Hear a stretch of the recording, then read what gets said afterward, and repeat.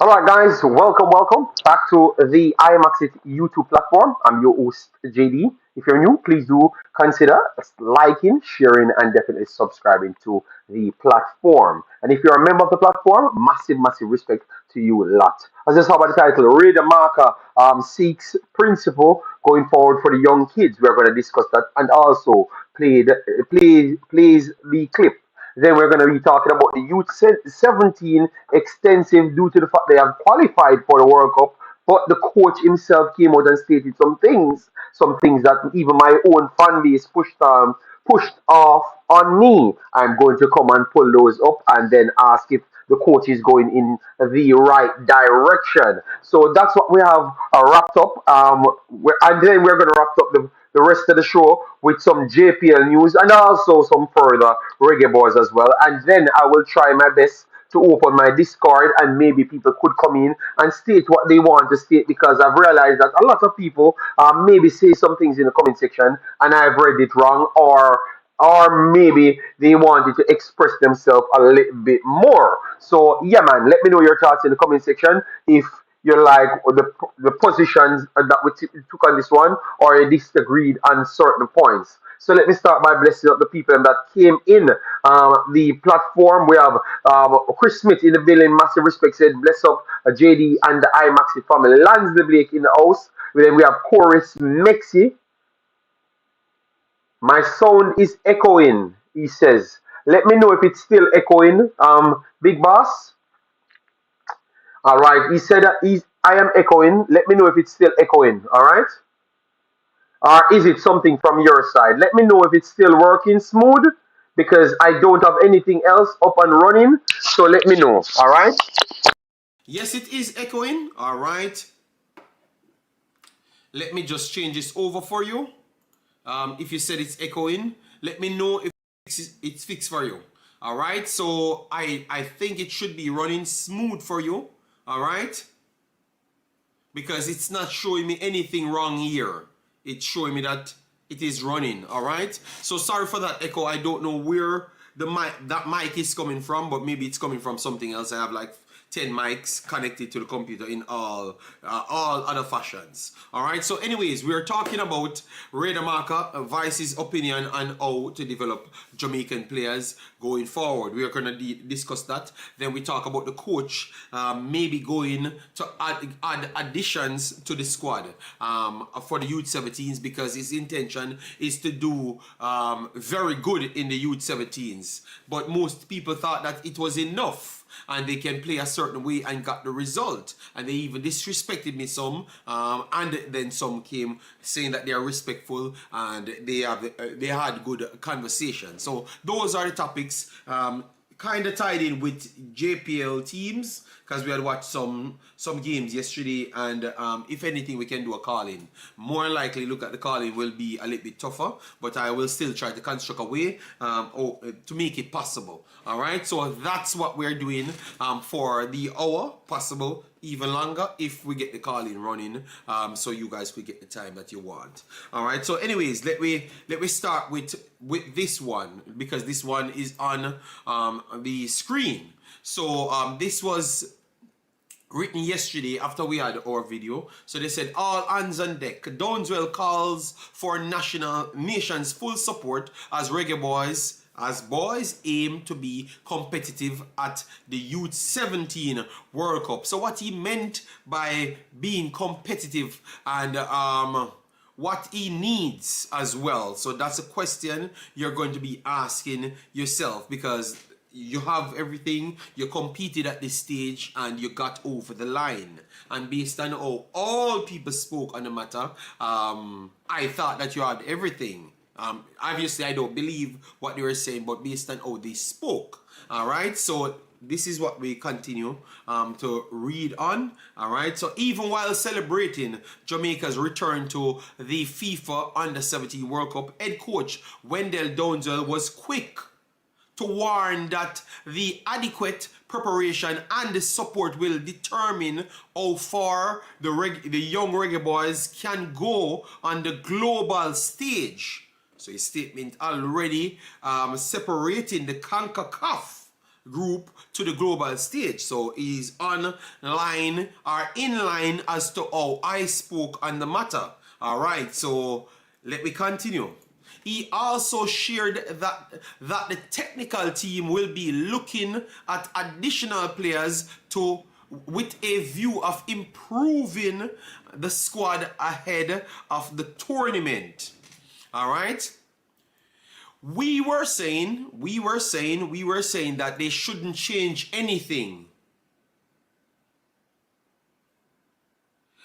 They shouldn't change anything. They should just give back the kids them that they used the last time, the opportunity. We don't believe that they will have enough, but at least give them back the opportunity because they were the ones got us to this point. But clearly, he has more ambition. So clearly, he doesn't believe that what he has now can do the job that he wants to do. And that was what I was simple saying yesterday. If you want to go further, if your ambition is to try and win this thing or go to the semifinals or wherever you want, you have to have different patterns of plays. So it requires more individuals because we saw 3 games and we realized that they only can play one format. And it is to wing transition, so get it to the big guy from back to front. That's what they're doing. So now they want more players so they can fit in different styles because the competition will be more fierce. And guys, this is not about Jamaica only. And that's why when I do speak, I speak on the Concacaf. Because when you need to draw reports, it has to be from the CONCACAF. Big up yourself, Kevin and TEDx chorus came in. So what we did now is to draw some information from Mexico, United States, or top dogs of our region. They don't naturally perform so well on the World Cup stage. Last year, they barely got out of their group. Mainly, United States got out of their group. These teams that are the top dog in our region go to these competitions and get 5, if not 6 love. I want you to listen to me. So when I was speaking, and that's why I don't bog myself down on speaking on just Jamaica only, because if you speak on that, it's going to be an echo chamber, and you're not going to get any facts or any rational reasoning, because it's not possible. You have to go to the head of the snake and say the head of the snake from this region is United States and Mexico. What have they done on this stage? Nothing much on this high stage. So if we want to do the splash as to what we want to do, what is required? Players of the caliber of United States and Mexico, if not more, because the individuals are, let me use an example. Haiti went to the World Cup U17s last year. We're going to go here and we put in Haiti U17s. Haiti U17s. Haiti U17s played at the World Cup last year. They have qualified twice in a row. All right, pretty much easily in our region. These were the teams that Haiti played. Haiti played Egypt. They lost 4-1. They played England. They lost 8-1. And they played Venezuela, they lost 4-2. So Haiti conceded 4, 8, 12, 16 goals in 3 games. 16 goals in 3 games, and they qualified easily. So it takes way more than just making up stories and feeling like you're great in our region to go places there. So the guy made a statement, and he's looking like he's trying to get reinforcement for that. Is it the best idea? My problem is, I would say stay with the kids them that you had before and try work with them as best as possible. And the intention is to develop players and not necessarily to go to the World Cup and try to say that you're trying your best to win it. Because you're going to get more better players, yes, but they are not going to have cohesion there. And maybe those players, people will beat them and say that they weren't better than the other players them, why you brought them here. And the reality, they are better than the other players them, but they never had the time to fit in as the other players. You understand me? So maybe you will spoil everything by trying to go off, trying to perform at the World Cup. So let me know, guys, what say you on that one? Let me bring up United States and Mexico. Mexico U17s. U17s. Youth 17s, let me give you their run as well so you can get to see it for yourself in the World Cup. Mexico's Youth 17s in the World Cup. So Mexico's Youth 17s, they got 5-0 from Portugal. They won on penalties after a 2-2 draw against Argentina. So that was their Youth 17s run, and we can go down a little bit more. They lost 3-1 to Switzerland, and they defeated Cote d'Ivoire 1-0. All right, with one more result here. That was the end of it. That was the end of it. So they lost 3-1 to Switzerland, and they lost 5-0 to Argentina. You understand me? U17 is for development, not to win the cup. So Barnabas saying that the attitude should actually go, which when we go over to the next guy, which is Redemakers, you're going to hear how he speaks and things. So is it that, so what should be the approach that we should take? Because now this is at a crossroad. Because a lot of people egotistic. So some people would say that no, they need to go and win this World Cup. You understand me? So, but we were saying yesterday you had two sides to take, and they said I'm talking all sorts of garbage. And one day later, it proven very much advanced I was. You understand me? Because one day later, the same conversation that I had a day before is up now, and we're getting answers. And based on the answers that we're getting, it looks like this man wants to do even better. So he wants to go for more other people. So maybe that Youth 17s that you're seeing might not be the end Youth 17s. So I'm very sad because I heard that people made shows on, the greatest team ever. We are the greatest and the greatest. Well, the coach don't believe that. And the coach himself look like he wants to change up the team. All right. So clearly, you are wrong again. God damn. We bring in new players and then they switch allegiance back to their own. No. Well, we should not think about those switch allegiance things. I'm just sticking on what will happen on the field. And on the field, I don't think the cohesion will be there. Because these kids won't get any time. JD, can you please tell me why Speed playing these practice matches? We will talk about that the next time. Big Boss, we have to chop up the Youth 17s and then we get onto that on the back end side. I remember it, Andre Williams. Just give me a little time and we will talk about that. I like the ambitious thoughts of the coach. So Corey said he's okay with that. All right? He's okay with that.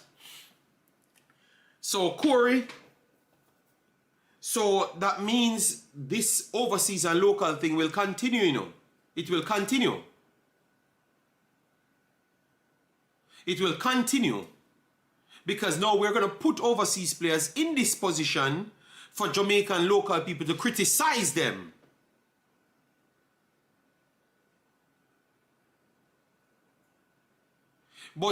I want these kids to go there. Let them develop, let them play, they qualified. Let them develop and play. I'm not stopping to say that. Let them play. Don't put any more. Yes, don't let them put any more. Keep the whole of them that just qualified. Please, we can do it next year. And we do it from the start. If the guys them qualified, coach, I know your ego and maybe inside you're getting a lot of pushback in the JFF and you want to prove how good you are. I understand that. Because remember, he was kind of removed out of a position, based on what I was hearing.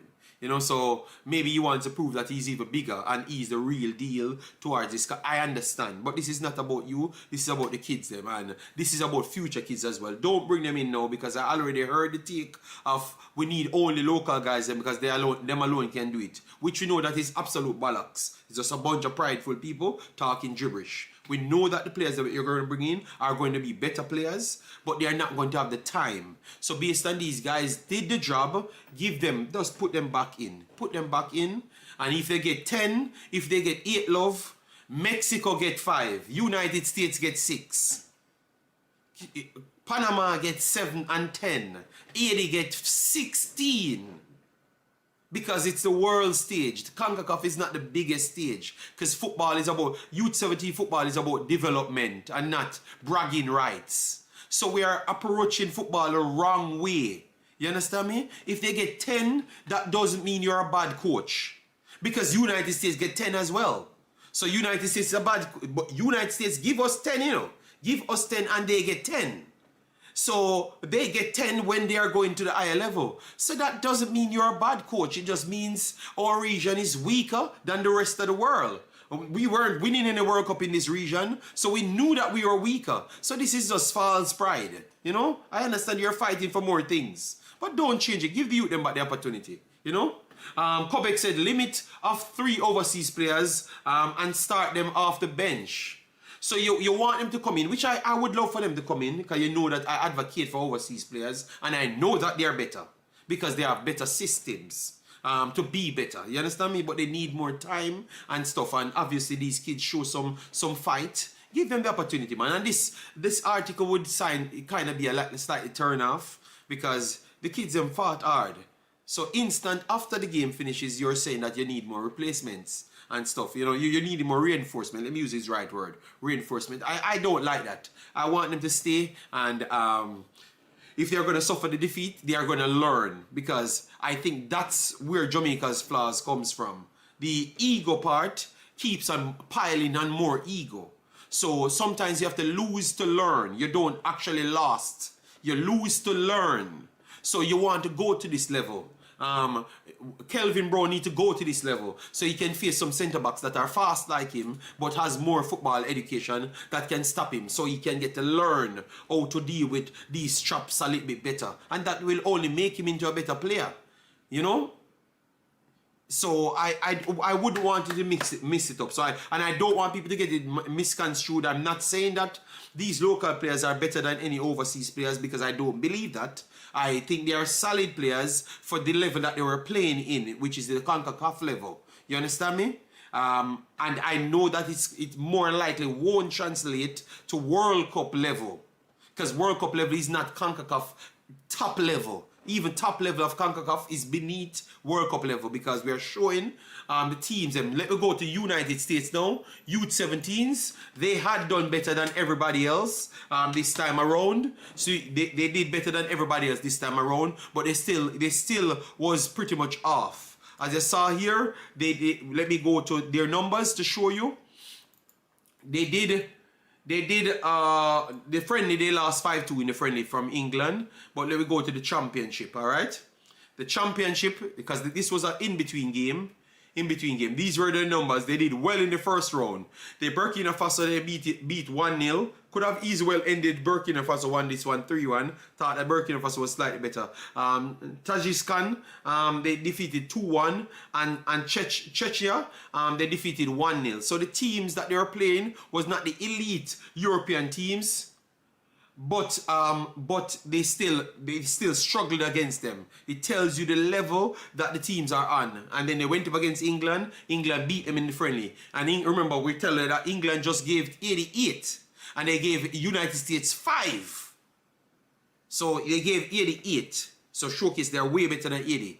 And they gave United States 5 just the same. So that means if they meet Mexico, they're going to beat Mexico just the same. And I think you guys would have willingly agree with that. Because remember, you had Emil Eski's son on this team as well. We were watching this World Cup qualifiers. Let me give you. And they were scoring, the one from Manchester City, they were scoring all sorts of goals. Yes. And then when they came up against Cote d'Ivoire, they lost as well 4-2. All right. So they got blown away. And remember, this kid was the leading goal scorer, Malik Yapkovic, this season again. He just scores the most goal in the Concacaf qualifiers again. All right. So this is his second consecutive term at Youth 17. So it's all about development. You understand me? So the chasing winning. So I'm hoping that this guy could get to see this video. And I am advocating for local players today. So you see, people, I am a person of standard and reality, you know. I try to be as rational as possible. So all the people I'm saying I'm a hater, just listen good. All right, yes. So you see what I'm saying, people? None of our teams. Big up yourself, Newton. Thanks for being here. You can mentally scar the kids who qualify if they drop them. Thank you very much. So you see, people. I'm glad that we have the screen today to show you that none of the teams from CONCACAF truly did good, you know, from the World Cup stage. It's a development. If they can find 2 players that they can put to the U20s instant, instant, that is good enough. That is good enough. All right? Yes. And you see that same player that scored in the U17s the last time, you saw him came back and he's the leading goal scorer this time in the Concacaf. In the Concacaf. Let me pull it up right here so you could get to see. All right? Yes. In the Concacaf, United States, USA, Malik, and you will see his minutes. Thank you, Concacaf, because someone directed me to here. What's his name again? Yak. Alright, so Yakobich. Alright, so this is him, people. See, he played 208 minutes comparative to Nolan 270 minutes. Alright, because I'm gonna do this as well later in the video, because a guy attacked me because he couldn't understand me. So this guy played less minutes than Nolan. He has 2 more times the goals than Nolan. And then in the assists, he had 1 less goals than Nolan. So he has more goals contribution than Nolan. So you see what I was saying, people, when I was explaining to you, Nolan get the man of the match, the best player in the tournament, solely because he was integral towards the Jamaica system. Without Nolan, Jamaica wouldn't reach anywhere. Even as good as this guy is, United States would have maybe still reached the next round without him. So the best player of the tournament, and never really, when I explained to you that you had several other players that were better than Nolan, but they never played enough minutes. It was not me eating on Nolan. So Jamaican, let me read a commenter, because he came and ate on me, people, and said he's displeased.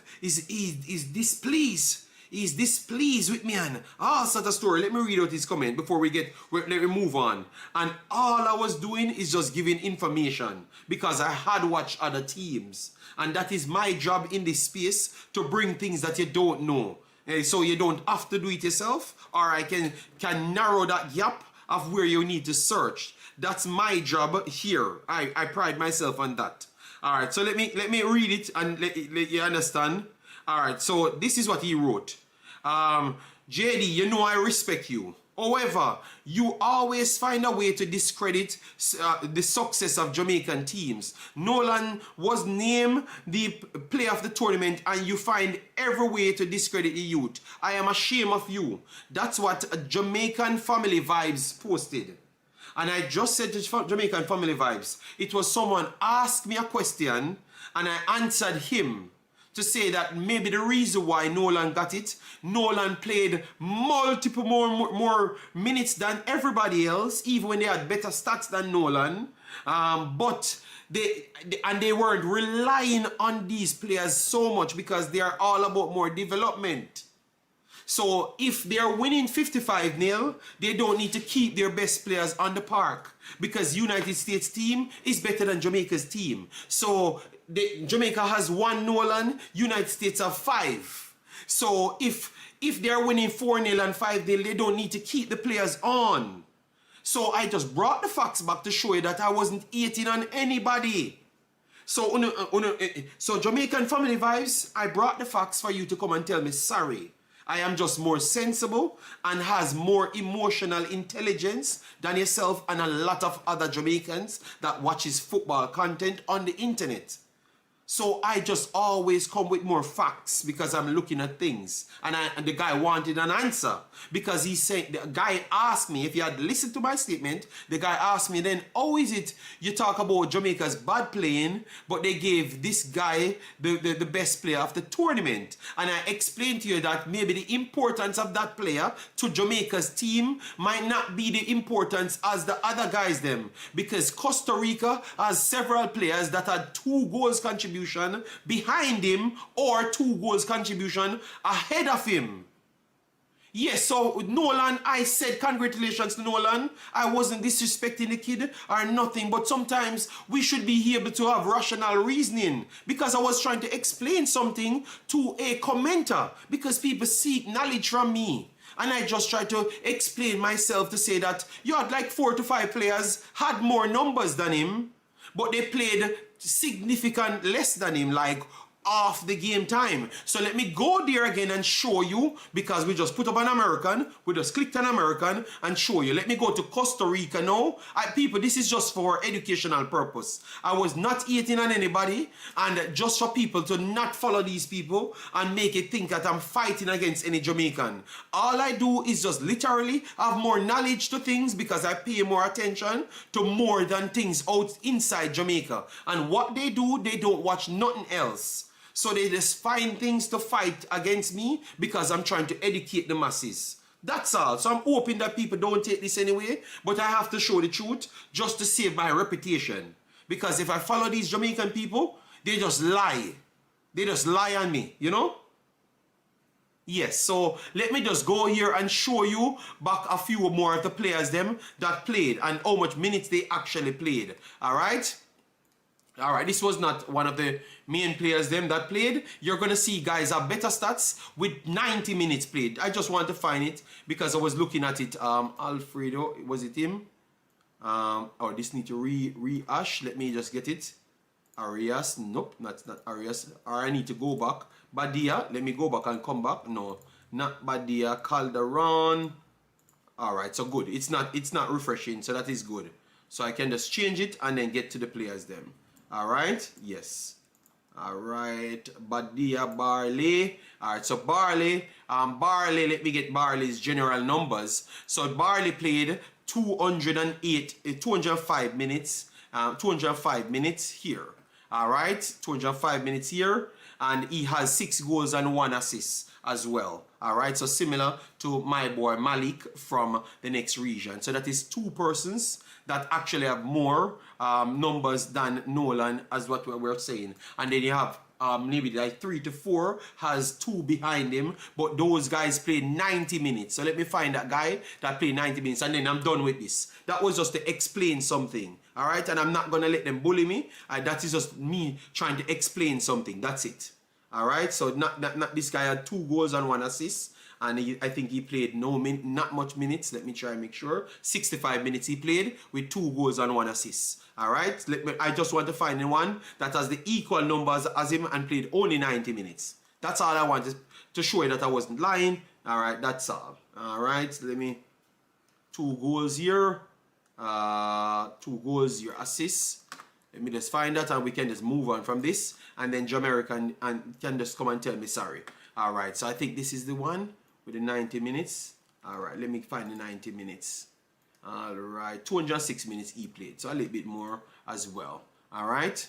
It's in it. It's on Concacaf, people. So you can go there. So this guy has 5 goals and 3 assists. So he has 8 goals contribution. Way more than Nolan. Alright, so people, please, when I'm talking football, just show me a little respect and understand. But you tell me that I need to put more emotions in it. But I'm an analytics channel, so I can't really put the emotions in it. So I hope you understand now. So are we cool now, people? We can move on from that and go to the rest of the story. I just wanted to clear my name and show you that some people just tell lies on me. Alright? Thank you, Warren Webster. Nolan was valuable to Jamaica, dominance, performance, and stand out more. I don't think he necessarily stand out more. I think he just was more valuable to Jamaican system. And he needed to play every single minute of every single game, Warren. So that's all. He was more valuable to Jamaica. And that's what I had said yesterday. So I was correct. But I don't know why they tried to attack me, because it never made any sense. That's all. So can we move on from this now, people? Because I think I've cleared my name now that I wasn't lying. All right, and the stats is there. Let me get to the stats so you can go and check it yourself. And for all the people that doesn't really read or check anything or follow anything, please go there and check it for yourself. I am not lying. So I think I've been vindicated now. Let me move on to other subjects. All right? Yes. Have I been vindicated or not, people? We have 90 people. I have 100 people in the chat. Have I been vindicated? Can I move on from this, or am I a hater? Let me know. I'm a hater, or I've been vindicated. Please let me know. All right? Let me know. Let me know if I'm a hater. We have 100 people, so drop a hater or have been vindicated. You can do whatever you want. It's okay. All right. You see it, JD. I think you're dealing with this incorrect. You have more knowledge than the average fan anywhere. When a fan makes a comment like that, don't take it personal. Don't insult them. Okay, but that's what I did. I just brought back the facts and show them. So all I'm saying is, have I been vindicated? Because people will go to other platforms and try to lie on me. When I had said Jamaica would have qualified, and exactly how Jamaica would have qualified, they qualified. So instead of they respect my knowledge that I have on football, they try to bring me down and make up stories. So all I'm saying, I just brought the facts, because he was going off this morning, so clearly he never slept good. I don't know why I can be so impactful on people's sleep. I am very sorry, people. I don't mean this. I love Nolan. I think he's a nice kid. I never had any bad intention with Sir Nolan. All right, so big up Nolan. Keep on pushing, and hopefully you get a professional nod soon. I hope you get a professional nod soon and everything. That's all I was saying. All right, no problem, JD. No problem with comparison, JD. All right, good. And Ramsey in the building, massive respect. So let me continue with the Downswell one, but I had to trick that in, because sometimes people put some things, we want to show them that we respect their comments. Because even though he was lying on me, I still wanted to respect him and stuff. So hope he comes up and says sorry if he's a big man. All right, so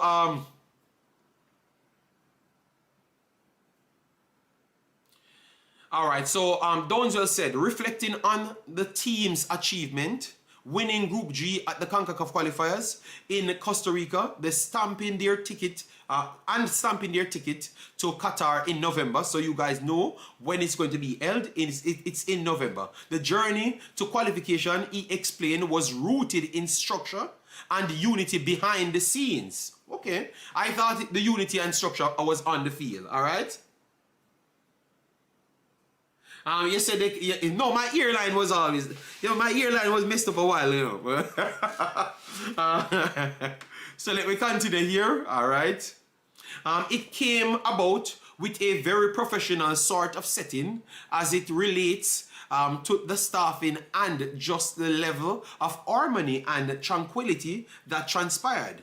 We were able to maximize our potential as it relates to getting the youngsters across the line. Downswell noted during a welcome reception at the government VIP lounge. You can see that on the internet as well. At the Norman Manley Airport, international airport, shortly after the team's return to the island on Thursday. All right.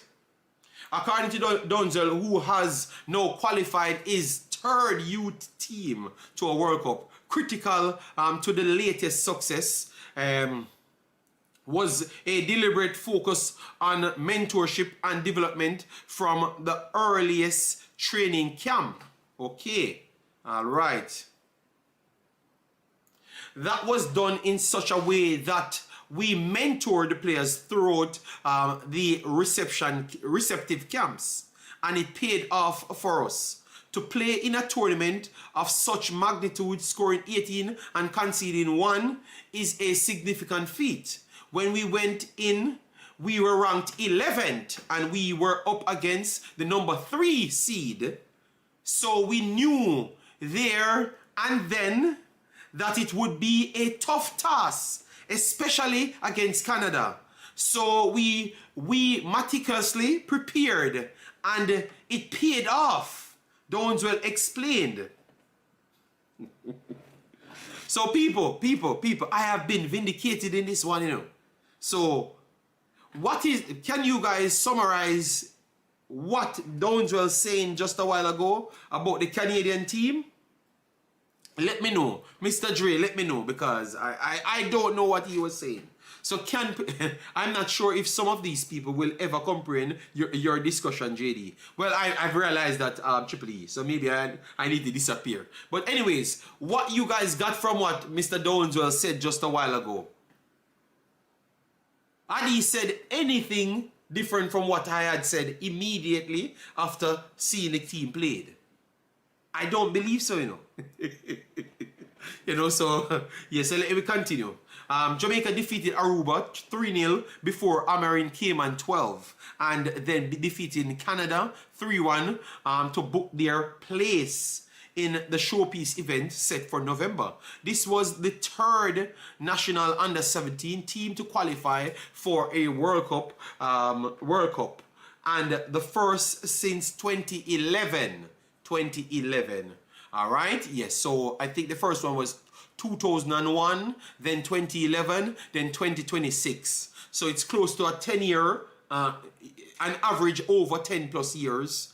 We have made each World Cups. So that's 3 in 20 plus years. No, that means it can't be an average. It can't be an average over 10. It has to be an average over close to more 7 point something, 7 point around 8 or something, because 2001 to 2011, that is 10 years to be exact. And then from 2011 to 2016, 2026 is 16 years. So you have to split that in 3, all right? Yes, so 8 point odd. All right? JD, you have to read that over, cause me, I wonder if I'm lacking understanding. All right, so let me read it over again. To play in a tournament of such magnitude, scoring 18 and conceding 1 is a significant feat. When we went in, we were ranked 11th, and we were up against the number 3 seed. So we knew there and then that it would be a tough task, especially against Canada. So we meticulously prepared, and it paid off for us, Downswell explained. Yes. So he knew all odds were against them because they were facing a way better team like Canada. So they had to plan ahead and strategize to get a result against them. So Triple E, what difference I had said from what the coach is actually saying here?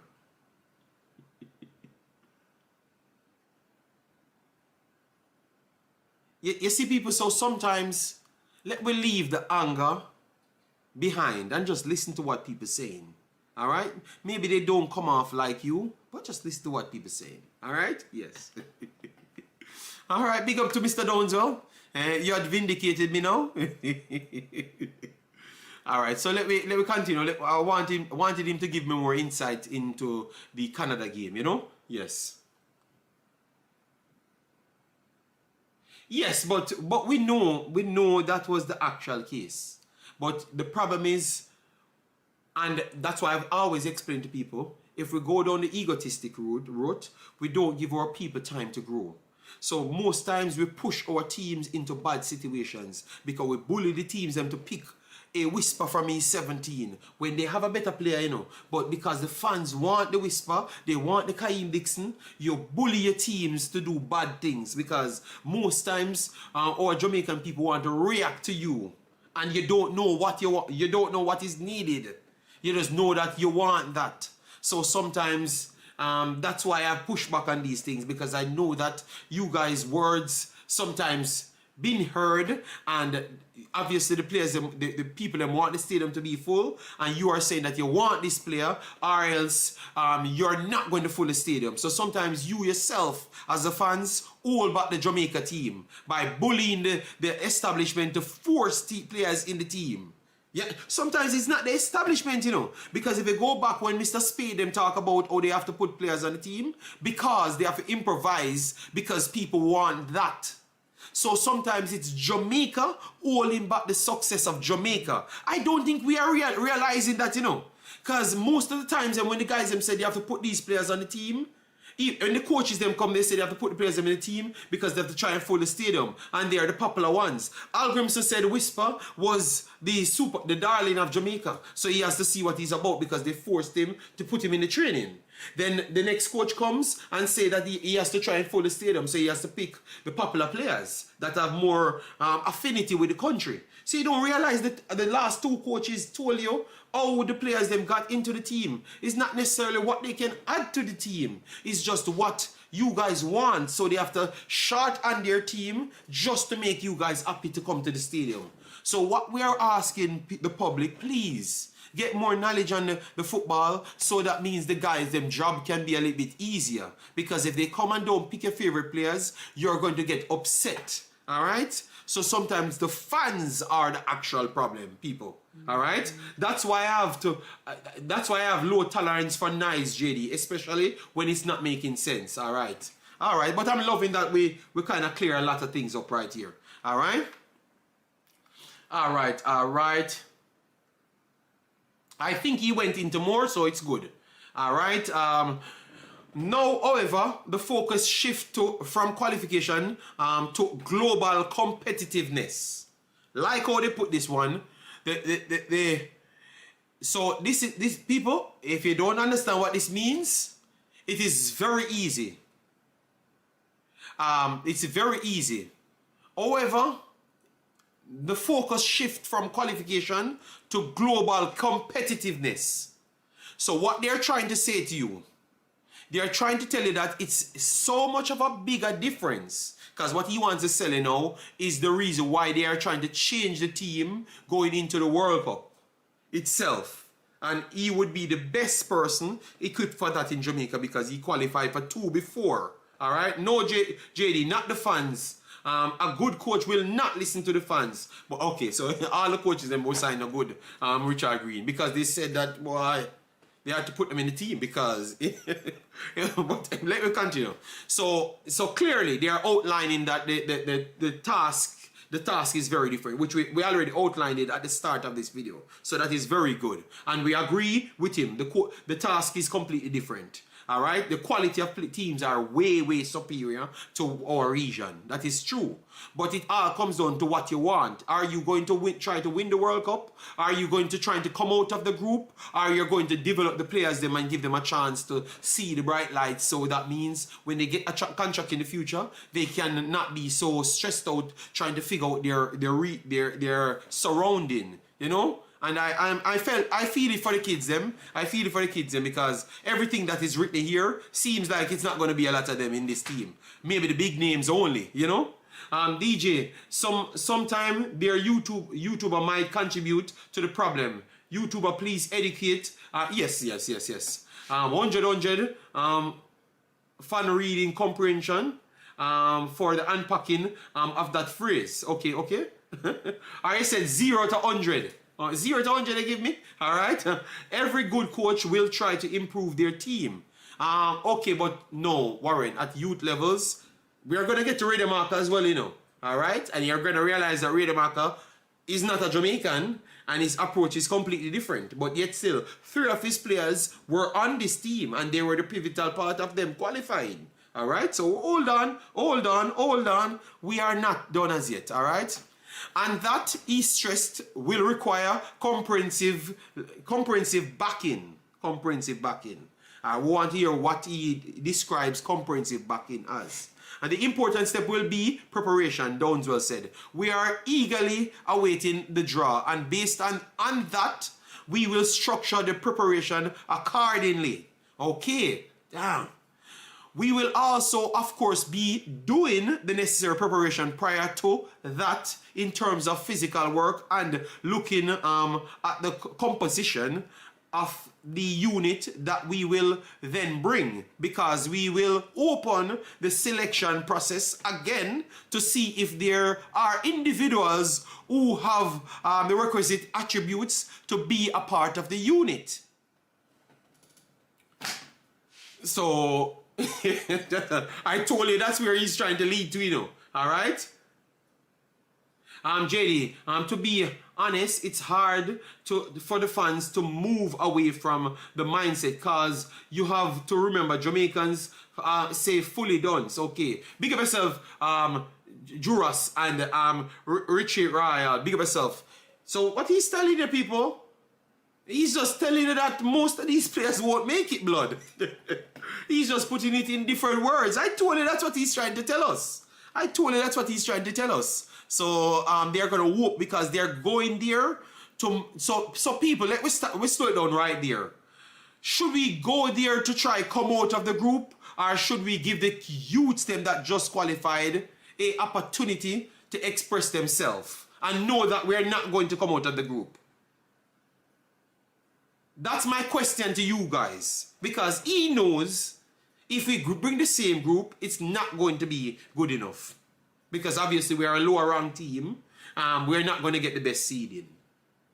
So he knows that as well, and he's saying that blatant if you read the damn thing. All right, so I've been vindicated again. So I don't want people come in my chat and tell me that I don't know about Jamaica football blood. I know about football blood. That's the difference. All right. So what say you? What would you be satisfied with? Because it all comes down to what you are satisfied with. Because for me, you know, I wanted the same kids. I wanted the same kids them qualified. They spend more time with and use this as a development situation. But he keeps saying that he's going there to compete. So is he the right man for this position? Obviously, he qualified them people. All right, so JD, honestly, at this age, we need the best for this type of competition. So everybody said they should go. Oh, so everybody is agreeing with him. Oh wow, damn, wow. So all along you guys were telling me that the kids were good enough, and we should laud them. And now you guys want to throw the kids them away, or at least most of the kids them, aside from the big names them.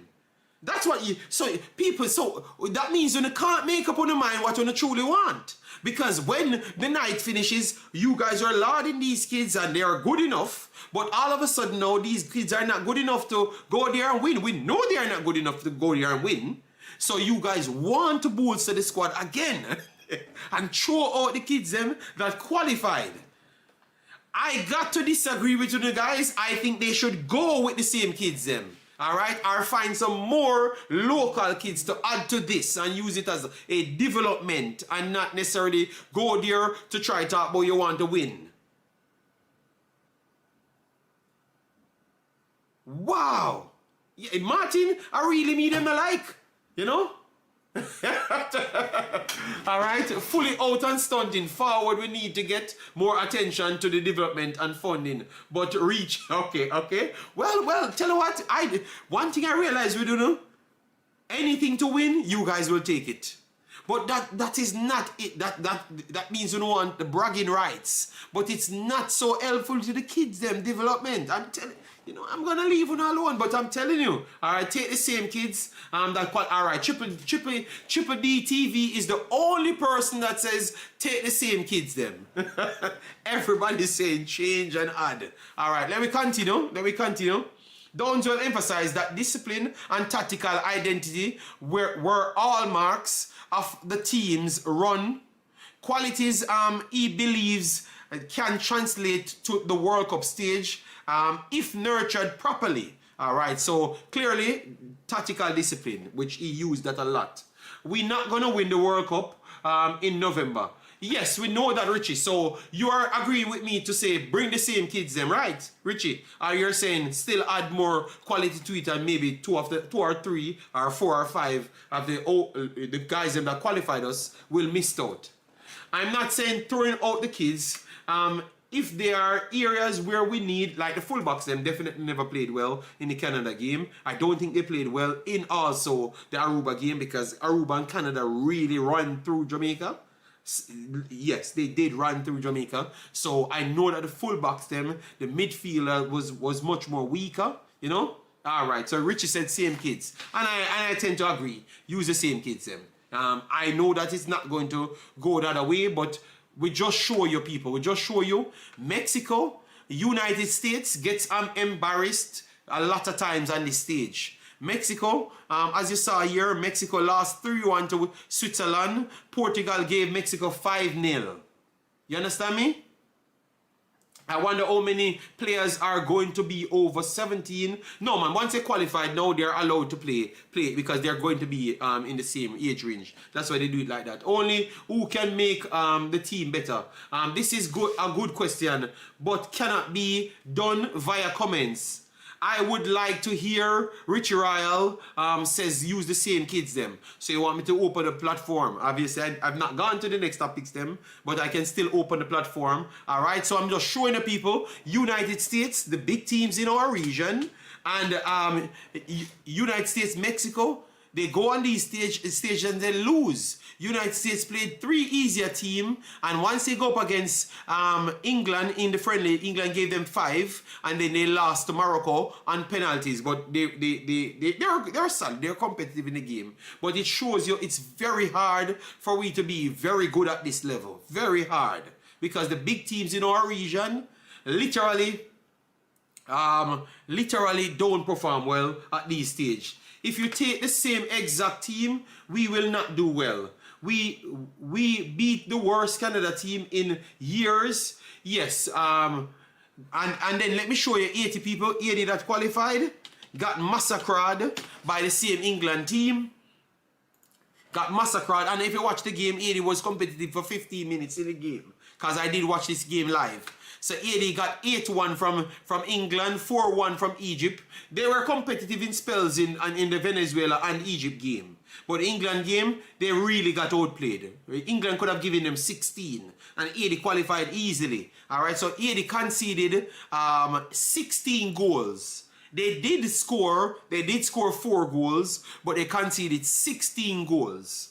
All the others them conceded less because they're the bigger teams in our region. But you saw every one of the teams in our region. Let me type in Panama. That was very good in our region as well. So all I'm trying to show you people, if we lose and get a lot of goals scored, it's kind of expected from our region. I'm very sorry. All right? It's kind of expected from our region. All right?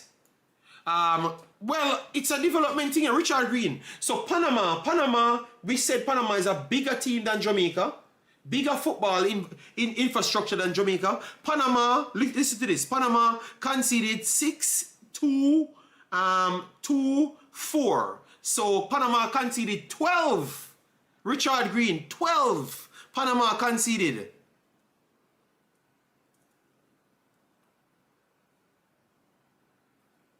And in our region, Panama scored 6, 6, and 4. So Panama scored 16 in our region and conceded 12 on the big region.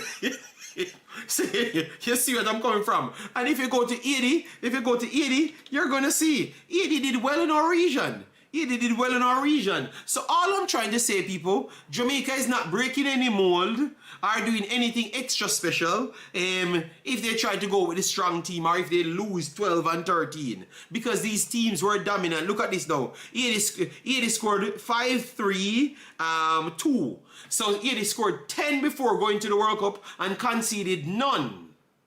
So they scored 10 and conceded none, Richard Green.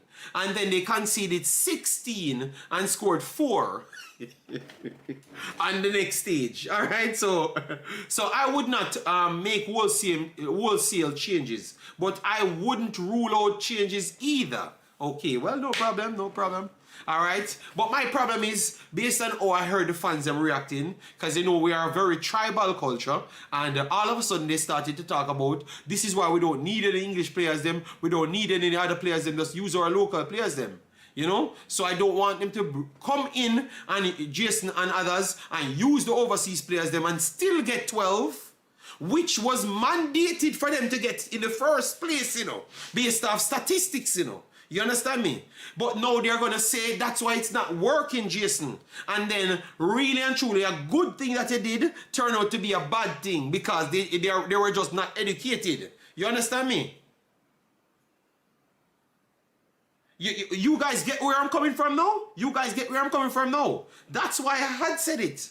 That's why I said just use them, because sometimes to get into these audience is very hard. So you have to make them go to the World Cup, and if they concede that amount, which is almost mandatory because all of our Concacaf team does concede a lot, and don't perform well. But most of them don't know that. You understand me? But if you had more overseas players now, and they still get what they would have picked up, if not worse, they are going to have some talking points to continue on Jason and others inside the chat. I hope you get where I'm coming from. So that's why I made sure to put up the facts there on the screen to show you that all our super teams from our region, when they go to the World Cups, it doesn't look so smooth, you know? Whoever is currently in good form, whoever is playing with confidence and the right mind. All right, so I'm hoping that people get it. All right, what I'm going to do, I'm going to take some call. I think we should keep a core, but bringing in the same exact team is delusional. Development isn't linear, and better youngster will pop up out of nowhere. Mad vibes, I agree with you, but you can't, those same level reasoning sometimes. Yeah, so let me drop the number. Those same kids, when they older, we will want in the team, so the top ones use them from now for when we want them in the future. I agree with all of you guys' statements. What did Jamaica do in the last 2 World Cup games? All right, so let me go to Jamaica U17s. They have not made the U17s so much, so it's hard for we to put it up. People, I'm not even sure if Sofa Score has the record on it, but let me check if they have it. All right, so Jamaica record. All right, I said I'm going to take the calls. 1 second, Big Boss. I'm trying to put Jamaica record because it was so long ago they qualified. I'm trying to get what they did. 1 second, Martin. 1 second. 2015 World Championship. Jamaica Youth 17s. 2011. In 2011, Jamaica have a 1-1 draw against France. 2011. They lost 2-1 against Argentina. And they lost 1-0 against Japan. So they scored what? 2 goals and conceded 4.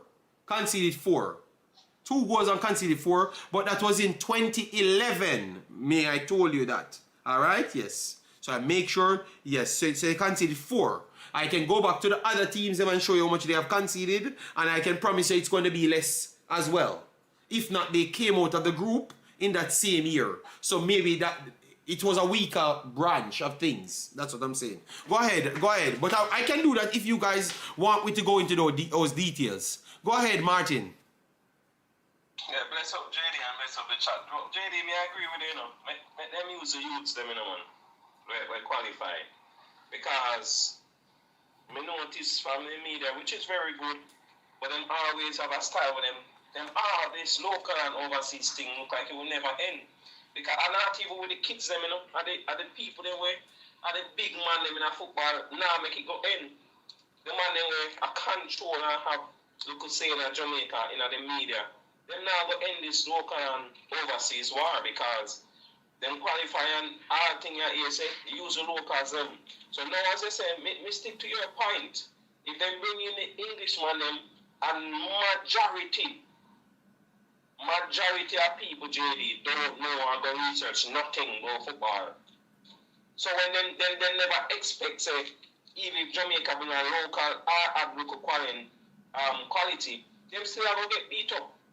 We still have, even if we have quality, we still would have struggled with Mexico if we in a Mexico group. We still would have struggled with US. So I agree with you, JD. Make them use the local man them, that them say, develop, and make the youth them get the experience. Yeah. When they go bring in the English man them now and bring in more English or more USA people, them say, see, it no work. But as I say, enough of them only know say, them don't even bound to get so much worse from it. Oh, the group you call already, JD? The group with them in. No, the group are called as yet, but more likely they're not the one of the highest ranks, so they're gonna have a difficult time. Yeah, they're not the one of the highest rank. We know them are gonna fall in some, at least get 2 tough team, if not 3, if not all team them tough. So use them, make them go get the experience, cause that them say, and them some help them development. If them add 1 and 2 person, okay, but the majority me believe should be local. Because the only reason I stand for that, me agree with them, if them go there and get 20 goal conceded, it's not going to be like the under 20. So they be the under 20 like the local and then keep it hush. Mm-hmm. It's not going to be like that, JD. Okay. If I overseas play, if that under 20 was an overseas bunch of player, it wouldn't be no hush in Jamaica. So the football in Jamaica have some hypocrites in it. Okay. So if them go bring this under 17 team and fill it up with overseas, it's not going to be a hush like the under 20. It's not going to be like that. People, them are going to come up and glean, them are come up on the media and say, see. Everybody attacks, say, the local, them are the way. See, them qualify for the World Cup, but them now go tell you, okay, them qualify for under 17, which is proud that they use them because we can't see the fight. But they can't say the local are the way and then we get mashed up a few years ago in the under 20. But we never come out with that and say, no, so we can't see how much goal and not even score one. It was a shameful campaign, but I don't hear that. Okay. So that's my point, JD, and I agree with you. Respect. Because if I look for you, Yeah. Good point from Martin. Martin gave his take. So people, let me give you the number so you can freely call in. 1 second. Let me put it here. +32 466 46 24 71. So that's the number, people. I'm going to put it up right there. So and that's why I'm off it. Just to make sure we don't cause more riff.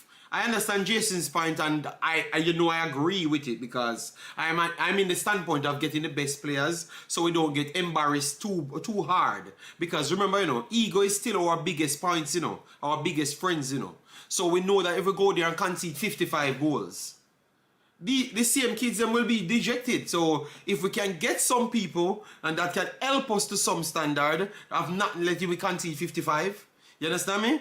At least it will be easily accepted more. But people won't look at it that way. They will still say, oh, yo, are them man make we lose? And kind of, we need to pass that, man. We need to just see it as one Jamaica and not necessarily a overseas and a local. We need to see it as a one cohesive group that try hard, and football is challenging because other teams want to develop their players just the same, and we just have a luxury of getting more players to come and play for Jamaica as well. So our pool is a little bit bigger. That's all we need to do.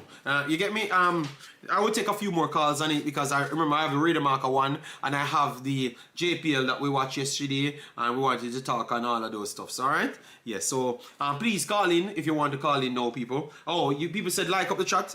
2 days now we have not said like up the chat, But yeah, man, people, if you like what we do, definitely hit the like button. I think that this was very informative so far. Yes, in 2011, Jamaica had drawn a game and lost 2. But the scoreline was very much down here. But if you check United States and Mexico and those teams, the scoreline was also down. So maybe it was a closer. And remember my reasoning to say to you, from 1998 to now, it can't be the same because football was much more closer. But now with more science and education pumping in football, the separation really gone. You get me? So these are the things that shows you. Go back to 1998 to now. Yes, so go ahead, Pastor. Go ahead.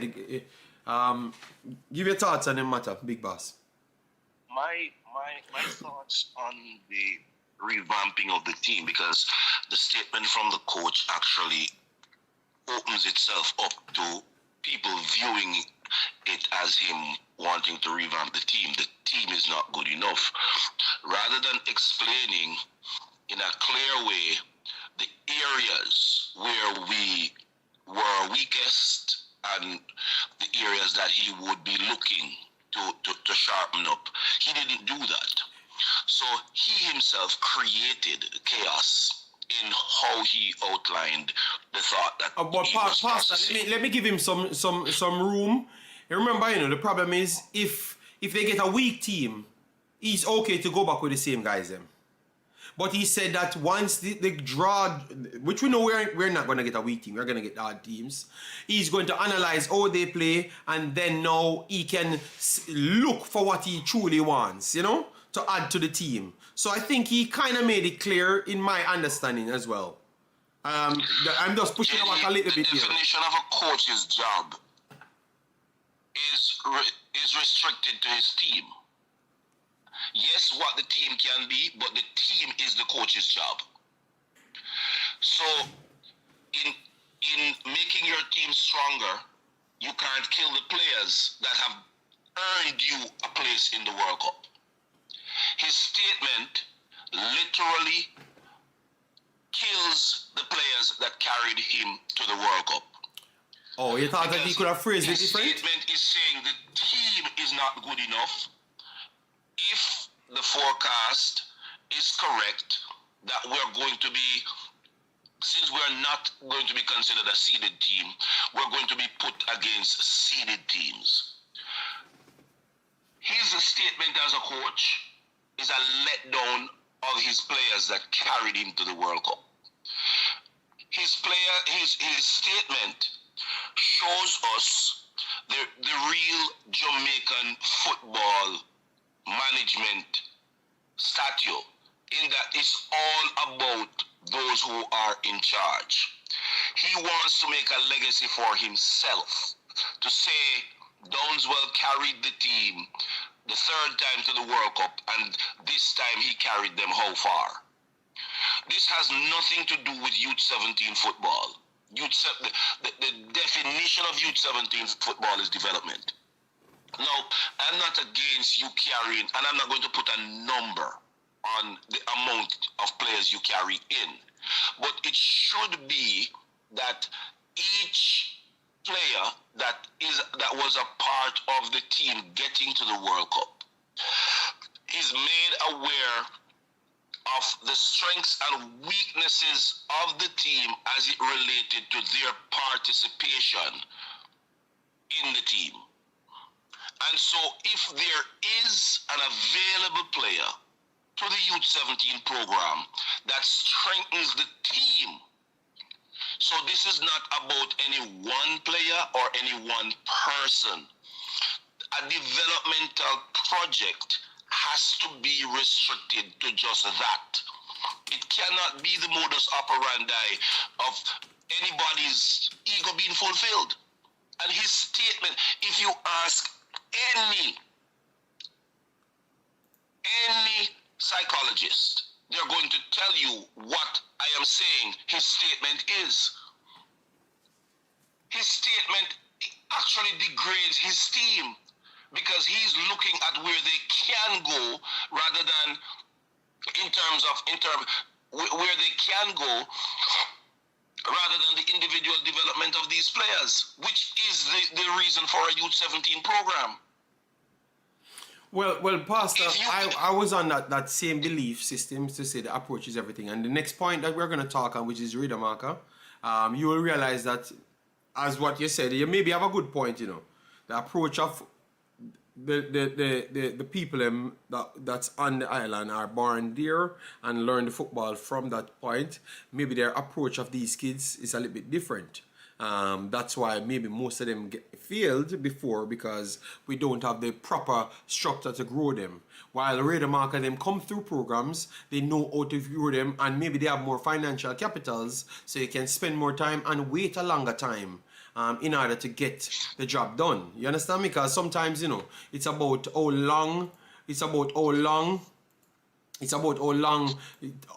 much time you do have. Which is not the right way to look at it, you know. But I know that they look at it that way. How much capital we have, how much time we have, and we have to get something out of this to try to get something on our returns. So So it's not about development. No, it's not about development, because they can't afford to develop kids sometimes. Yeah. Yes. So I can understand where you're coming from. Development. One last thing. When we were supposed to be about winning, we used the national senior team for development. How backward can we be? The national senior team was never supposed to be about development. But that is about development. This is where we want to win. Yes, because Pastor reached the World Cup. We never reached the next World Cup. But the reason the sole reason we didn't reach the World Cup is because of the stupidity of the xenophobes who lead the program and support the program to think that you can use the senior team for development and reach somewhere. That is what killed our chance of reaching somewhere. If we had selected the best available players at all times, Jamaica would have secured a place in the World Cup. But we stupidly talked about we have to have development places. So the likes of King and Whisper and Dixon and whoever else, Brown and whoever else, even despite age, they were never at the standard for international football. And that is why we are not in the World Cup in the senior ranks. Now that the development guys, the under 17 guys have reached the World Cup, we want to throw them aside to win. We want to halt the development to win when we should have won to improve the development. All right, big boss. It's just rubbish. Thanks for the time. All right, big boss. Respect. So that was Pastor Lansley Blake, people. The number is right on the screen, so you can call in if you want. We are going to move on from this now to the Redemakers because we have brought this up for multiple reasons. Because the guys did well. All right, I'm getting the next call, so I guess I'm not going to move on. 1 second. Can you mute the background caller? Please, and then you can go ahead. Let the fan base know who is speaking and what you want to add to the program, sir. Well, good morning, sir. Good morning. Good morning. Who is this? The great AFC, Andre. Because I have to call all the Arsenal fans, AFC extension. You have AFC Brian Burke. AFC Jason Guna, AFC Andre, Trinidad, London. I know I've a list of names now since I'm in this space. Yes. AFC Andre, London, Trinidad. So what are you doing? AFC Andre, London, North London. Forever. Trust my me, 4 God. trophies this season. The level of bragging from Arsenal fans is something else. Jesus Christ. Go ahead, London. Before I go, I just want to tell you that to struggle to beat a League 2 team in an FA Cup game, it says a lot. But let's move on. Are you there? Yeah, Hello? go ahead. You have the camera, the mic, and everything. So we just left you alone. We are not looking at any problems. I'm listening to you, and I think you started a very good discussion. I think one of the things that is difficult about these discussions is that we focus on when we have these anomalies. We tend to focus on, some people see it as just that particular moment, and some miss the bigger picture. So one of the conversations I've tried to have over the past week or so, and was told I need Jesus. Oh my God. Yeah, we know, but these ad hominem attacks in the Caribbean is normal, but we know that they are we know what they are. We know what they mean. Look, Jamaica had 27% possession. Trinidad had 24%. Okay, they both work closely together. They have an MOU, and nobody, I don't think, is asking the question from a development perspective. What does 27% possession mean for kids that age competing in the region? Right? I think that's the question that needs to be answered. I put just now that whether they take the as a coach myself, if I go into any tournament, I want to compete, but then there's an ethical question to be answered, right? The fact of the matter is, a low possession count, people argue, well, you've got to use what you have. You got to use what you have to play. Your playing style is going to be based on the quality of the players that you have. So if the coach chose that playing style to have 27% possession of the ball, that means he's saying that his players does not have the tactical acumen or the technical ability to keep the ball under pressure and break lines and whatever the case may be against Canada, right? And Trinidad for the same thing against Mexico. I watched the Mexico game, and Mexico cruised through the game against Trinidad, right? And Trinidad was running at 100%, right? And you see in the reports, in the conversations, they talk about the physical aspect of the game all the time. So I think the conversation should be an honest conversation about what do these results mean. Congratulations to Jamaica and the under-17 and the JFF and whoever was involved in getting them to the World Cup. That's great. But as you pointed out just now, when teams go from the region on the world stage, there's a deficit, right? And the score changes, the outcome changes. So it means that we are not able to compete on that level. So what's going to happen here? Are these players going to truly receive development? Are they in a condition right now that experience of the World Cup is going to put them in a situation to go on and have a professional career? Right? Do they have the technical ability? Do they have the tactical acumen? Right? Are they able to go on there and scouts look at them and say, yes, I want you at this club because you have potential? Because these kids are 16 and 17 years old. Arsene Wenger would tell you if you're 14 and you don't have it, it's over. Right? That's not me, that's him. Right? I believe, my personal belief is, if you're 14 and it's not quite where it could be, you could improve. If you want to improve, and if you're around coaches that believe you could improve. But that might be 20%, it might be 15%, it might be 30%. So I think the conversation is all about the moment, and it distracts from the longer term project of developing kids in the region that could not only compete with the big players in Concacaf, but could go on the international stage and be competitive. So we don't have to deal with the ethical question of whether or not a group of kids qualify for the World Cup and whether they should go on to compete in the World Cup.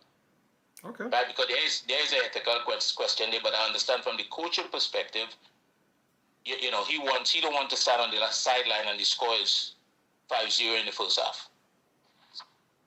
Okay.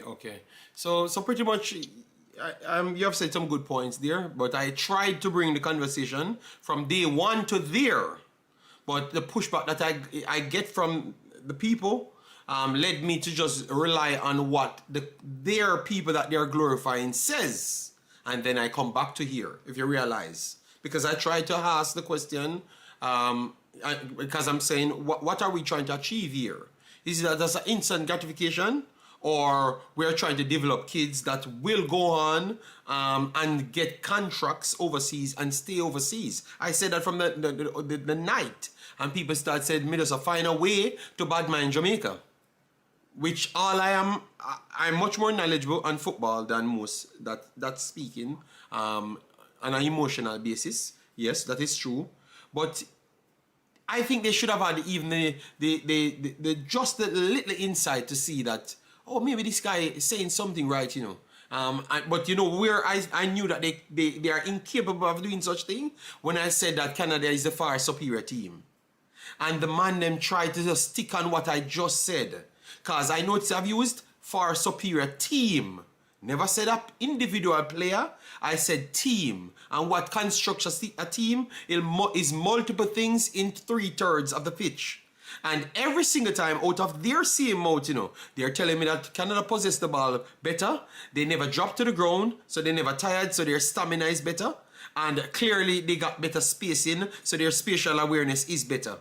So if all of the main facets of football, they have it, that doesn't equate to them being a better team. So if they couldn't understand that point, Andre, that's why I just stuck on, okay, let me just work off what these people says, because they're already anointing this guy.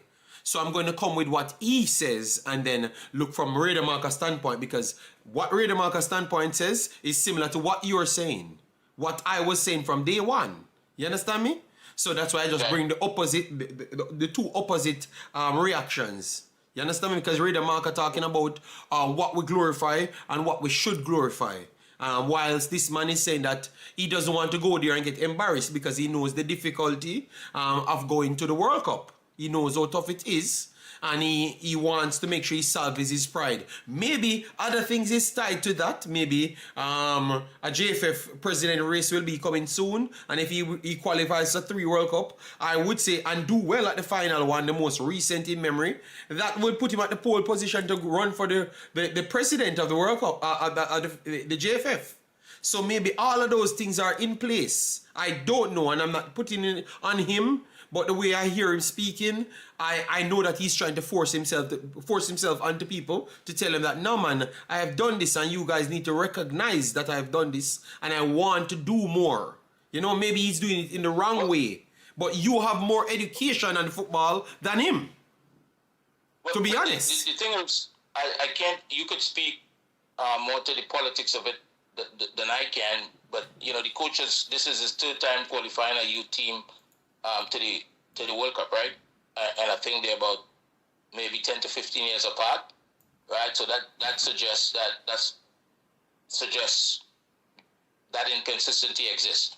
Look, what we saw in the Canada Jamaica game and the Trinidad Mexico game, what we saw in Canada and Mexico is two teams that was dictating the play. Two teams that had a style of play, they know what they were about and they were implementing it, right? And what we saw was two teams who were just trying to survive, right? In Trinidad and Tobago and Jamaica. They were surviving. Jamaica got the better of Canada. And look, if they play 5 times in the next 2 months, the outcome probably is going to be different, right? Yes, I agree. Probably going to be more players from Canada that is better equipped to get in to the game at a higher level. But when Jamaica played Aruba, when Canada played Aruba, I remember having conversations with a couple of people and said that I believe that Jamaica can beat Canada, right? I had that conversation. And the reason why I believe that, because I think I saw a softness in Canada in terms of a kind of entitlement behavior, right? Yeah. Because when Aruba got close to them and made them uncomfortable with the reaction, especially the captain who was wearing the number 4 shit, I thought it was, they had a bust up in the game. I thought they showed that, like, you know, we are better than you and we don't have to roll up our sleeves and work for it. Yeah. And I concluded that if Jamaica get close to them physically, they can cause them some problems, and that happened, right? But that is not enough. I think from the region we have what I call the raw material. The physicality, I think I heard you describing it yesterday, the athleticism, all the things that is the raw material to develop good footballers, we have it. We just need to now invest the time and not looking for what you call the immediate gratification. Develop the character in these young men. Develop the tactical acumen, the technical side of the game. There's so much there that you cannot do it in the manner in which we're doing it. We see in the players that we have overseas now and the struggle. Trinidad and Tobago best talent was at a USL 2 team trying out, right? He's 19 or 19 years old or something like that. A USL 2 team. Is it Overy? Overy or someone else? No. It's okay. Well, they anoint him the best talent. They call him Zoom, right? He's at a League 2 team. When you look at, you know, Yamal and these guys who are very young guys playing at the very highest level, right? So we just gotta up the game. And every time something go wrong, like there's an article in the Guardian yesterday in Trinidad where the president is calling for this, that, all.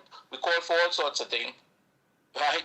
But then, do we invest the time and the energy and the resources and get the right people? We have given people national team job. We are putting the development of young people into the hands of people who have not tested their ideas in the game, who have not spent every day on the training pitch, testing their ideas on a weekend in games, and have this long history, this body of work, so when they get to a national team, they can say, well, I know what works, and these are the players that I want to bring me success, or to bring the national team success, which ultimately is to make the people of the country proud, right? Whether it's under 17 or the senior team, or whatever the case may be.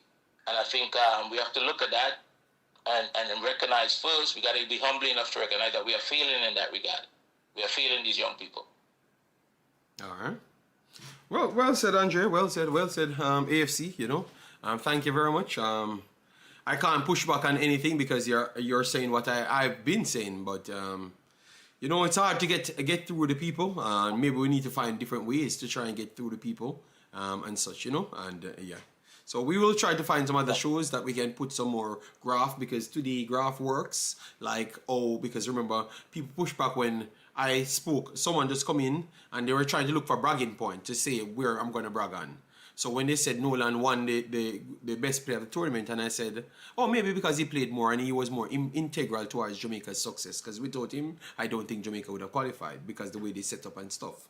The others, them, did better than him in numbers, but they never played the whole games, because Costa Rica never needed to play the whole games, because they were leading 17-0 at halftime. That's the amount of goals Jamaica scored was 18. And they're leading 17 at halftime. So you don't expect all of their players to play every game. You understand me? And every minute of every game. So maybe that's why they did not found those others as important to give the best player to. But they had better numbers in 3 times less minutes. Because I saw one had 90 minutes played and around 4 goals and 3 assists. You understand me? So I was right. And you know what, a guy called me and he Jamaican Family Vibes or whatever his name is. He's a guy that always spoke on the channel. He cursed me out. Oh, you find every way to bring down Jamaican kids. And I said, bro, it's just knowledge. You attacked me personally, and all I did was just brought knowledge to you. Something that you never had. And he started to tell me that, you know that they would have scored more. And I said they scored 10 goals after.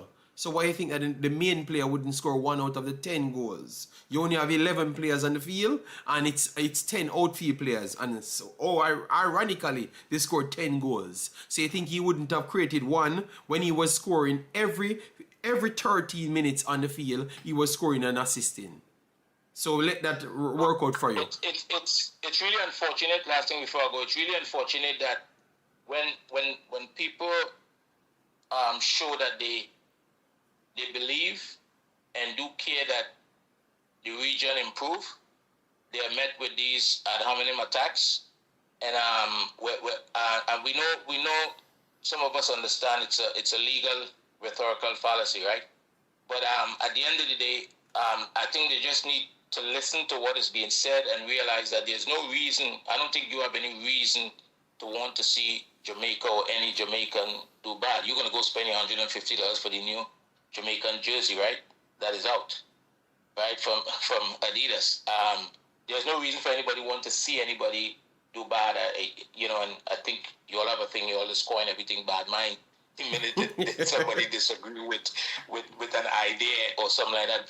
But the conversation should stick to the ideas instead of the personal attacks. I think that's really disappointing and makes it difficult to have meaningful conversation. About what's taking place, because I think in this space in particular, you all have had some impact on the outcome of things, right? Because you all keep putting things that would go unnoticed otherwise into the forefront, right? And that forces people sometimes to take a different direction. So hopefully that could happen. I'm not so sure that it will, but hopefully that could happen. Yes, I don't think it will, big boss. So take your time and walk good. Respect again, yeah? All right, North London forever. All right. Respect later. Bye-bye. You're tired of one Arsenal fans. Can say everything good until reality comes on to Arsenal. Yes, Odell, yes, he called me out, man, and I just tried to explain myself because obviously I wasn't on my normal setup, so I could have shown exactly. And when I pull up the stats, it's even worse than what I thought. Some people have 2 and 3 goals contribution above him. Literally above him, but they have less impact on the games and because they played 90 minutes and have 9 goals contribution, 10 goals contribution, and he had 7. You understand me? Yes, so he had 7, and the next man have 10, but he played 90 minutes. So really and truly, it never comes down to the goals contribution. It comes down to the importance that player plays on the actual team. Because you have other teams that scored 35. Let me type in Costa Rica here, and you guys could get to see it. So I had to bring it to you, which I have the stats here, and I have the stats here. Like how most of you guys come back. I had Nolan over here, and I just pick any Costa Rica player, and you saw the numbers them, and the numbers them are above Nolan. So I was explaining my point. but I got called bad-minded for it. But Nolan had played the whole tournament. He played the entire tournament every second of the field. If you realize 290, he actually played there out of the 3 games. Alright? Yes, so he played the whole. And you realize this guy played 206 here. He played, and if you look at his number, he scored 5 goals to Nolan's 4. And if you look at his assists, it's 3 to 2. But he played literally 60 minutes less. So I'm just saying that maybe it just goes to the importance, because if they are scoring 25 goals and 26 goals, it doesn't really make much sense to say that that 5 extra goal was needed. You understand me? Nolan, all of it, 2 games of Jamaica was incredible competitive. Let me show you. 2 games of Jamaica was incredible competitive. Aruba game was incredible competitive. Jamaica could have lost the match. When Jamaica was 1-0 up, Aruba had 2 empty chances to score and go 2-1 up on Jamaica. So that is much more competitive. The first game for Costa Rica was what? 8-9-0? 8-9-0 or something like that. And then the next one was 26-0. So that is 30 odd goals they scored, 35 goals they scored in the first 2 games. So you understand, if they are leading so much at halftime, they're going to take off those players because they are looking for more. Because they are doing development here, but they have way more quality than Jamaica, so they can extend to find more. So instead of Jamaica have to go overseas to find additional pieces to boost their quality, Costa Rica think that they have all of the quality in their team, so they want to find those extras. So they want as much more game time, because what you would have to get, you have to get more extra friendlies to see the same players them. So what they do, they use their games as friendlies without have to hire more friendlies or try to look more friendlies. That's more costly. So they just use the moment and switch over the players them. You can see the amount of changes that they have made to their squads. That's all I was saying. I wasn't bad-minded to anybody and stuff, but I told a guy to just join the camp of people that never comprehend my statements and just stay over there with them. It might just work.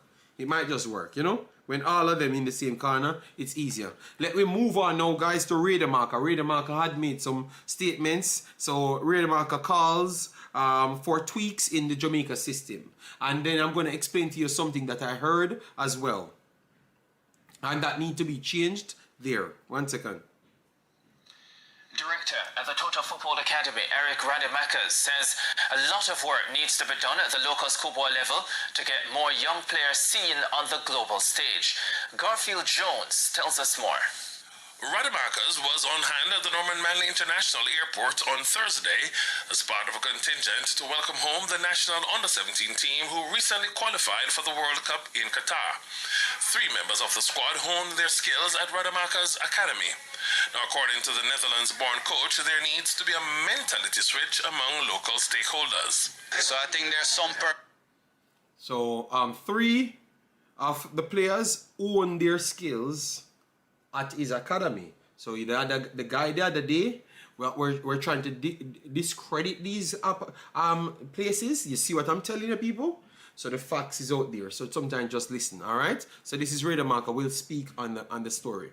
That try to raise that standard, but I think a lot of it is still evolved around winning. I want to win today, I want to win Manny Cup, I want to win Pepsi, I win Colts, and all of us have one goal, which is get the players to play Champions League, play in Europe, and get the national team to the World Cup.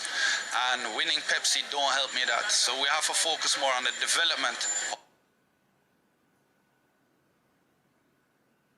There needs to be a mentality switch among local stakeholders. So I think there's some persons that try to raise that standard, but I think a lot of it is still evolved around winning. I want to win today, I want to win Manny Cup, I want to win Pepsi, I win Colts, and all of us have one goal, which is get the players to play Champions League, play in Europe, and get the national team to the World Cup. And winning Pepsi don't help me that. So we have to focus more on the development. How do we create players that are wanted by the teams in Europe? And that's where the focus lies. According to Redemakers, the focus should be on developing talent for the overseas market. I have to play under pressure, because we have to play under pressure in Europe. You might lose some games here, because we're going to still do the pass on the ground, because that's what we need to do in Europe, and we might lose.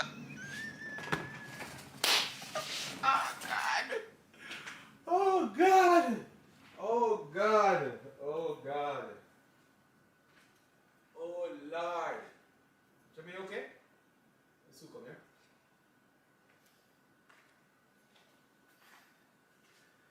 level of disrespect I got. The level of disrespect I got, to be honest. Oh my God. Wow.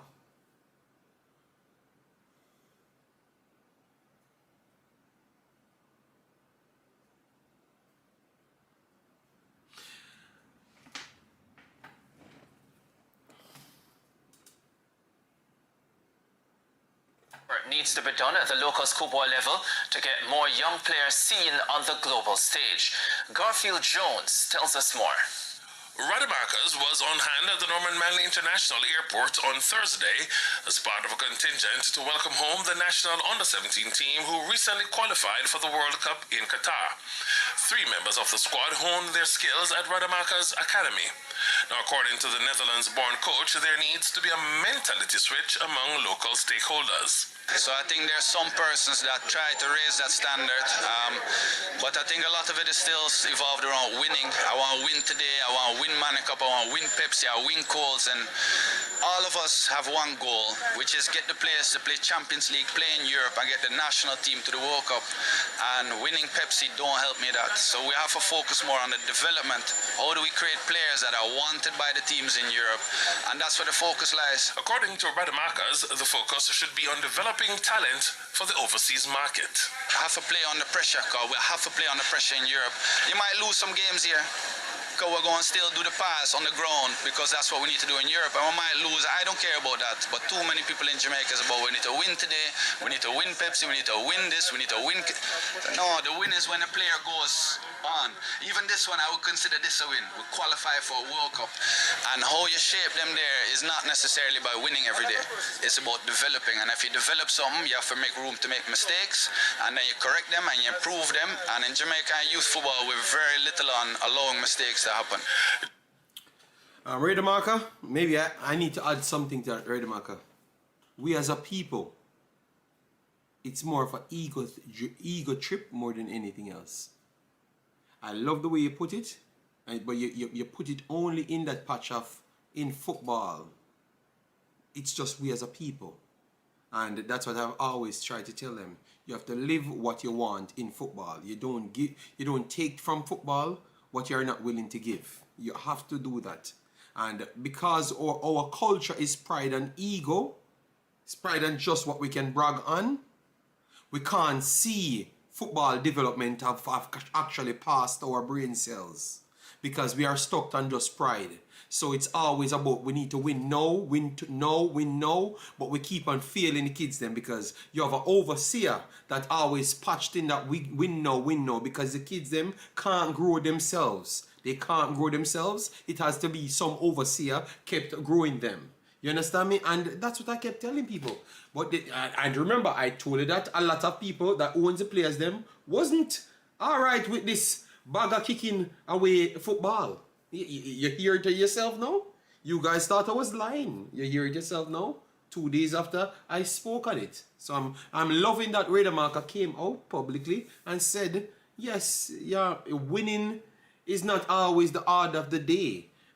Winning can be the long haul, what you get at the light of the tunnel. And every player becomes a footballer because he wants to become professional. He never wanted to just win a Manning Cup tournament. He shouldn't have been even playing in a Manning Cup tournament at 17 years old. Nobody should be playing in any Manning Cup tournament at 17 years old. You should be looking further in your life, because Yamal them is 17 playing Champions League. So you want to make sure at least when you're 17, you're looking to go to at least a USL level. You have to kind of keep on improving or keep closer to the competition. And those guys should be your competition. So Redemarker, 3 of those kids there, I might see them when they come to Netherlands. And I said, I will show you that they play different from what we just saw. So what we realized based off what he just said, our coach is just a win now coach that we have now. And I had said that's the reason why I don't think he's a good coach for me. You know, for the situation and the bragging rights and what we want, it's okay. But I told you, because I'm coming from a footballing standpoint and you guys ridicule me for me to come from a footballing standpoint, which is revered across the world. And I knew I had sense, and you guys come here and tell me that I don't have any sense. And I said, you are incapable of understanding what I know and the knowledge that I have. And I'm almost certain you don't know anything. And see the person that is actually uplifting Jamaica, one of the two persons inside Jamaica that is dominating development, which is Redemakers and also Mount Pleasant owner. Obviously Redemakers more than Mount Pleasant owner, because Mount Pleasant owner is just the guy that has the money. Redemakers physically impact development and structures in Jamaica. Alright, and it took two men that's not from Jamaica to come here and invest their time just because of love. Our Jamaican people need to do better. We need to love our kids and try to allow this win now. Get the education first. If you get the education, you will know what is required. Alright, so all the liars them that tell me that me don't know what me talking about and me an idiot, it proves that you don't know anything because you run behind these guys. And I'm sure he's right, because I know that he's right. You know why? Because I've gone through the licenses as him. So I know what is right. You understand me? Yes.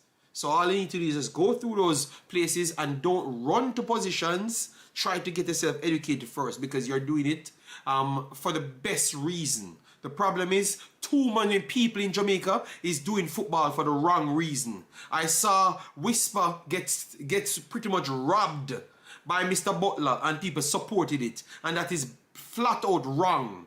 And Mr. Butler does football for the wrong reason, just for a monetary gain. It's not to help any kid. I'm not stupid. I know that a lot of people will beat me for that statement, but at the top of the food chain, people doing it for not the right reason. People want to brag that they have boats and cars and hype on Jamaican people. That's what they wanted. That's why they target limited people to get the maximum results that they can. Because more educated people, they can't pull those stunts over. You understand me? Yes. So people, they are not doing it for the kids. So big up to Redemakers, big up to Mount Pleasant. I think that these people are truly doing it because they fell in love with Jamaica. And they are putting Jamaica on the map. And not no TC program. Lie them a tell.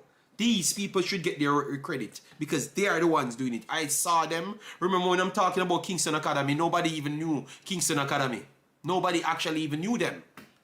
But based on what I listened to what the guy said, and I heard a kid came to the Netherlands and he started telling people of Jamaica what is football. And they put him, and that kid ended up on Sports Max after.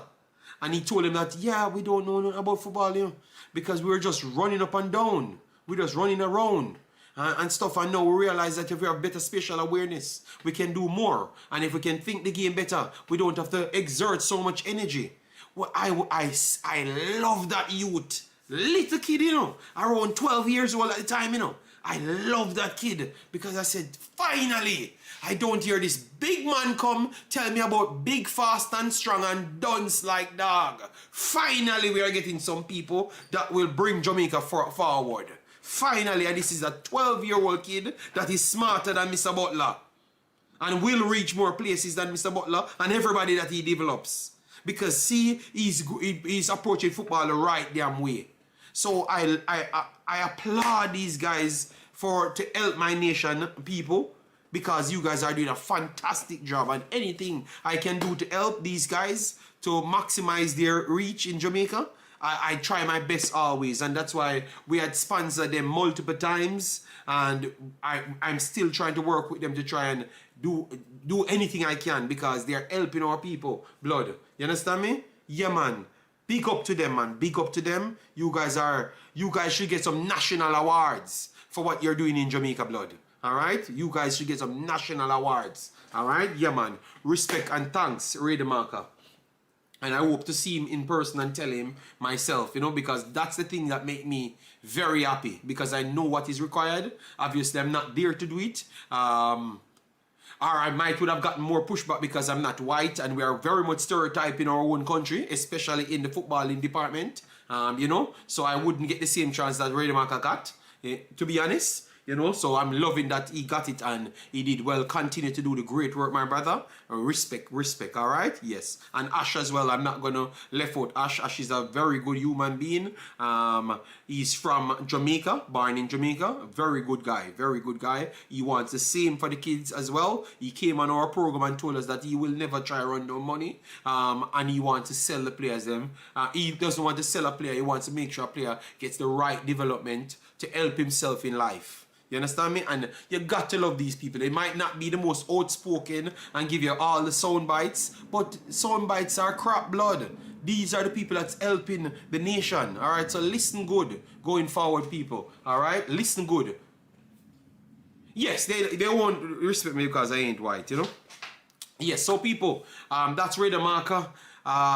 You know, I was passionate about it when I heard it. I'm saying, God damn. I love how these guys standing up and calling it as it is. Leave out the winning thing and the desperation thing. Education first, and then in the future you can repeat the process over and over. But if you don't know anything, it's going to be an anomaly when you do something. And credit to Jason and those guys, because they said the same thing as myself. They talk about the anomaly thing. We can move on from being an anomaly and just be normal. Why we can't accept normal? Normal is actually better than being an anomaly in this case. Because being a normal qualifier, you would have qualified back-to-back tournaments. It would have been unnormal. It would be this desperate celebration of qualifying this time. They qualified for the second time running. You understand me? Yes, so that's what people should be aiming for. And Jamaica have the ability to do so. Jamaica have the ability to do so. Alright? Alright, so people, if you want call in on this point, you could call in. You could call in on this point, alright? You could call in on this point because the next one about the JPL, I'm going to run through some of the scores and give you some of the players that I saw and how impressive it was and all of those stuff. And big up to Brian Mighty because Brian Mighty seems to be cutting out a lot of ways in Jamaica. He's not just the Jamaican Fabrizio Romano. He's also the Jamaican high-level commentator because I was listening. He was commentating, maybe not on his channel, but on Doctor channel, some doctor name thingy.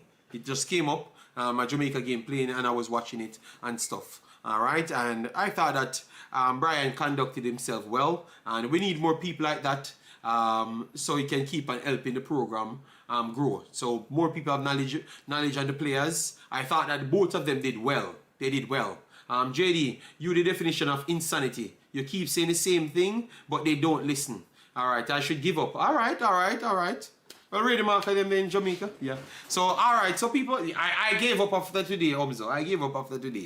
Alright? I gave up after today. But I just wanted to come here and show people that I've been validated, you know? That's it. Alright. So, yeah, let me bring up the JPL game that I was watching. A JPL game that I was watching. So, you see, people? I am watching the JPL games. Alright? Yes. I'm watching them. Okay? So far, the teams... any team in the JPL play tiki-taka? No. But Mount Pleasant plays CN football. They play sensible football. Still slightly speed transition, but effective passes is included. Yes, so you can't. It's not just bad kick away football. It's not just bad kick away football. It's much better. And that's why they do dissect a lot of teams. They just nullify people's physicality. But I'm gonna get to it. Father Warren, how you doing? Bless up, JD and all. It's been a little while. Trying to detox my body from Jamaican football, but you know, I've seen something that excites me. So, and I want to congratulate the U17s on their accomplishment. And like I was saying, I see where you're coming from in terms of, you know, trying to give these guys a fair chance at further development. You know, I mean, our focus now with these guys is trying to get them playing a little bit more and working on their fitness, telling these youths what they need to do to prepare themselves for the World Cup, not necessarily alienating them and throwing them off to the side. The development continues. And just like how we have a pool for the senior players, there should be such pool for the younger players so they can transition to senior football or make a living for themselves further on. You know, and I know this was always your goal in terms of helping the youth and making quality of football better on your island of your birth, right? But like on the point where I said, well, you know, should any players be added? You know, I do believe that, you know, not to tinker with the team too much, but if there's an outstanding player or two there that you see, and you could obviously you're gonna know where your weaknesses are, and based on your opponents and who you're gonna play with, because everything is situational, JD, right? Based on who you're gonna play, the teams you're gonna play against, right? You might need some help in certain areas. So, you know, I can see, you know, adding not a whole lot of players, but players that can help in positions where you think it's weak. But Warren, where I will have a little pushback right there, Father Warren, is once you go outside and open the pool, almost every player that you're gonna find are going to be better players than the players that you have, and that is a surprising thing. So, you're just going to just look and say, all right, then I'm going to close my eye and know that I want a right back and a left back and then some midfielders, and I'm going to take those. And I'm going to force the others that we know that are capable to compete to stay within it. So that's how you're going to do it. So what happened to those other guys that are even better but play the wrong position? So will it not be unfair to them that they don't get selected? And so you see where I'm coming? You see where the thing open up from both sides? Yeah, they're gonna be, you know, a little bit of chaos there. I see your point. I see your point there. You know, explaining yourself is always good, JD. You know, because you know a lot of people just hear a statement, but they don't see the whole picture. They just take a little piece and say, well, oh, JD said that and JD said that. Right? Sometimes Warren, I have not even said that. None at all. People just lie, you know? People just lie. Yeah. But watching football over the years, you know, because of course I've been on this earth quite a long time, and you know I've watched football locally and I've watched local football from afar, from foreign. So I can objectively look at both ends. Right, and you know, like the disappointment of the automatic qualification of the senior team. Yeah, you know, has played a lot on the psyche of a lot of Jamaicans. You know, because you know, obviously, locally they're talking about soup, this soup, that. When we know deep down, there's no such thing in football as soup. You have to play each match as it is your last match. I remember you mentioning Trinidad is one of the most important games, and let's win this game. It's important that you win this game first. And all my people say, oh, well, we still can't qualify because we're going to mash up. Jamaica, I remember the commenter, Jamaican youth travel, because him like to go against me for just go against me sake, you know. Him come here, the mathematics says the equation multiply by... brother, just win the damn game. Then he came back after. He came back after the Warren. And I try to play, oh, yeah, JD, you know, you're right, you know. And I say, you should have said louder from the back, you know. It's like something happened, right? And you get vindicated, right? Mm-hmm. In the paper it was headlines, you know, that you're a murderer, you know. And then when you get off of the case, you see one like a footnote on the bottom. Oh, JD get off. Yeah. You understand? So in the people's eyes, you still became the murderer, I know, when nothing ever goes so don't. Exactly. Yeah. Exactly. You know, same thing with Greenwood. You know, all the tabloids are out, and then he you know what I mean, he's free. He's a free man, and you know, him trying to live his life, and still there's always that shadow, because you know this first impression thing of people, it's hard to change, right? You know. And it's a tough goal. It's a tough goal. But big up to the U17 youth them. Yeah. You know, anyhow the coach decide to run with it. You know, I totally agree with you that you should keep developing the players you have. You know, tell them what they need to get to that next level. Have them work on the game. Get more camps in before the World Cup. Is essential that you know the development continues, right? And finally, we, you know, we have something to cheer about other than the women's game. Yeah. So Well, I don't want you to Warren, Father Warren, they are too long. I don't want to play with women, them, you know. You can't just say it so quiet, you know, about, oh, you know, finally we have something to cheer about other than we woman them. You can't say that so low, Warren. And the woman them will cheer every. Yes, if you say it louder, the woman them alone actually brought Jamaica success. So thank God we have a little bit more hope. well, you know, I have to give them flowers because they have gone where no man has gone before. Okay, that we need to say it like that because when me there here tell people say Bunny Shaw is the biggest footballer ever to come out of Jamaica. Them diss me up, them bad me up, them beat me. You know, they don't know what woman do Jamaican man. That don't make no sense, you know, because we say we no love man, but by God, we can't fight the woman then. No, well,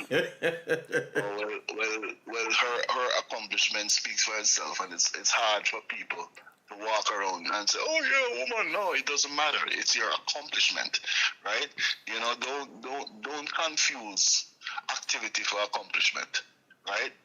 If the accolades show, if the stats show you consistently the performance of any player, whether men or women, you got to measure that according to the gender, not according to, you know, who better, man or woman. No, it's their accomplishment. What have they accomplished?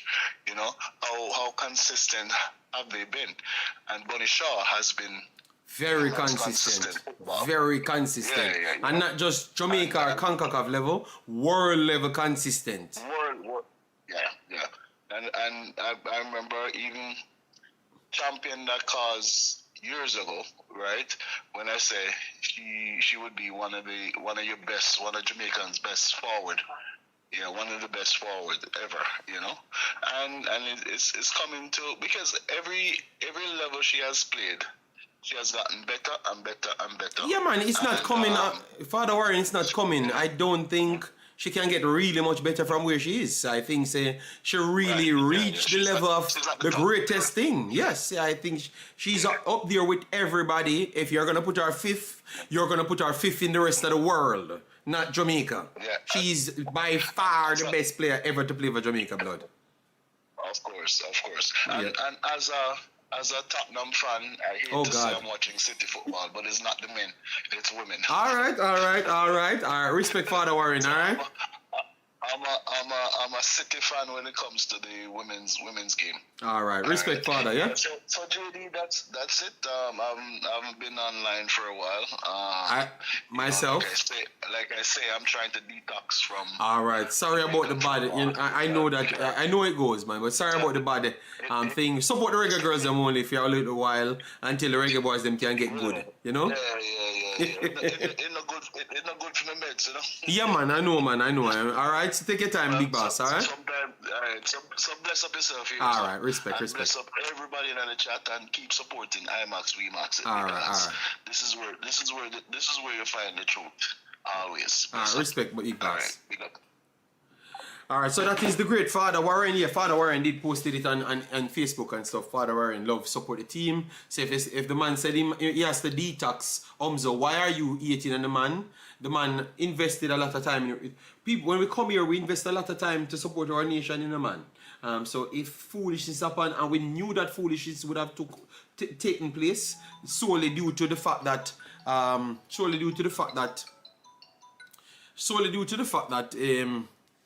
they are not doing the right thing. The man can say more on detox, man. hello, Jason Guna, how are you doing? AFC London. AFC London, Jamaica, America. How are you doing? Yes, I'm doing well now. Into the fifth round of the FA Cup, so Jesus. the quadruple is still on, you know. But, you know, a lot of good points in the show today. Yeah, I laugh. A lot of good points in the show today, right? And I just want to just bring something to the people. Maybe they're not thinking about it this way. So while I understand the thought process behind, let's keep this team exactly the same. They got us there. It's a development tournament. I understand that. No, I think I agree with Redemakers in what he say about, we focus so much on the winning that the development gets lost in the winning. But I think there's also a way, if you're doing things the right way, trying to win, you can still be developing players. Would you agree? Yes, but remember, he knows who he's talking to, and more is behind that statement, which you know that as well. Yeah, of course. Now, in the ideal world, a coach that is developing players will be able to develop them in a way where when they play football matches, they will still have the tools required to win the game, right? Yes. And I think to Andre's point when he called, he was saying, let's look at the probabilities that would make you win a match, right? So we're looking at, we beat Canada, but we had, 28% or 27%? 27%, right? yes, and Trinidad at 24%. Right. And one team won and one team lost, right? Now, the team that won, Jamaica, the coach even said it, Downswell, he said, we honed in on what we thought we possessed. And he talked to what you were talking on, the strength and the aggression and things of that nature. And we kind of used those things, including tactical discipline, to get our victory. Yes, and you still have to, you can't leave out Jesus Christ as well. Okay, so we prayed harder. Yes, okay. and for some reason it worked this time. Sorry. So all right. Here's why I will say I kind of agree with Downswell, right? And this is rare because I don't think I've ever agreed with him on many things. But when he made the point in the article, and he said, we are still going to open the selection process and see if there's anywhere we can improve, right? Now, the reason why I agree with it is this. When we get to the U20 and the senior level, one of the main things that I hear our fans complain about is the lack of continuity, right? It's a bunch of chop and change all the time, blah, blah, blah. So if you know that in our national team model, there is basically a mixture of players where they have developed, where they're born, all of that occurs in the national team. You would agree with that, right? Yes. Okay, so if we have an issue with our continuity, I think one of the things that we always discuss, JD, is the difficulty when you're putting a national team together the way Jamaica does, to have a cohesive unit because of the different levels of development all the players them have, right? Yes, that is facts. So if we know that when they get to the U20 and the senior level, we're going to be mixing and matching the players based on their locations and where they were developed, and you want to have some continuity from each program to each program, I don't think it makes much sense to say to a certain set of players that you might want to use later in their careers that, when we're at this particular level, we don't really want you as yet. Not necessarily we don't want you, but because we need to develop the players at home or who are at home locally playing need more development than you guys. Wait until we pass this stage and then we go for you. But my thing is, if you want to integrate these players when they're senior players, I think the players at the youth level who are being developed locally need to understand how to assimilate with those players from now. Yes, but what you're saying is facts, Jason. But where I think you misrepresented me, or misunderstood me, right, is I wasn't talking in general. I was talking about this particular time because of what people saying. But I have normally agreed with you on that same statement to say that this is the only way. We have to bring familiarity, and they're going to also up the level of the local guys because we're already admitting that it's low, so they're going to bring up the level for them. So I agree with everything, but I'm saying for this particular time, because they've already done it this way, and then people, the viewing public, already start to sell the narrative to say that, sister, this we need, and this is right across Jamaica. I'm looking at social media everywhere. Yeah, that's why we need to keep our young boys alone, and them alone need to play. Especially here, them alone need to play. So I said, okay, because that storm is so bad, I thought that him coming out now today with that statement to say that he's going to be looking elsewhere to bring other reinforcement in areas because they are going to the World Cup to try and win this and win that and win that. I thought that it's already because remember it's fans saying it to me, you know. So they were already saying that they want the normal team, the same team that won. So they're saying, oh, you see how easy, oh, the overseas guy, them just get it easy, they don't have to qualify, and now them just get into it. So really and truly, everybody's agreeing with you. So they would have wanted, one second, they would have wanted it, them start and play with us and qualify and go there. So other people wanted it, but they just don't want it like this. Because it's going to cause more chaos. Like other people go vex. You know? So your opposition to like getting more players now, it has more to do with the backlash that those players might face. Yes, of course. And because me and you know the outcome that we might not still win the games them, and we might still lose by 1 or 2 just the same because the other teams are just better than us. Period. You understand me?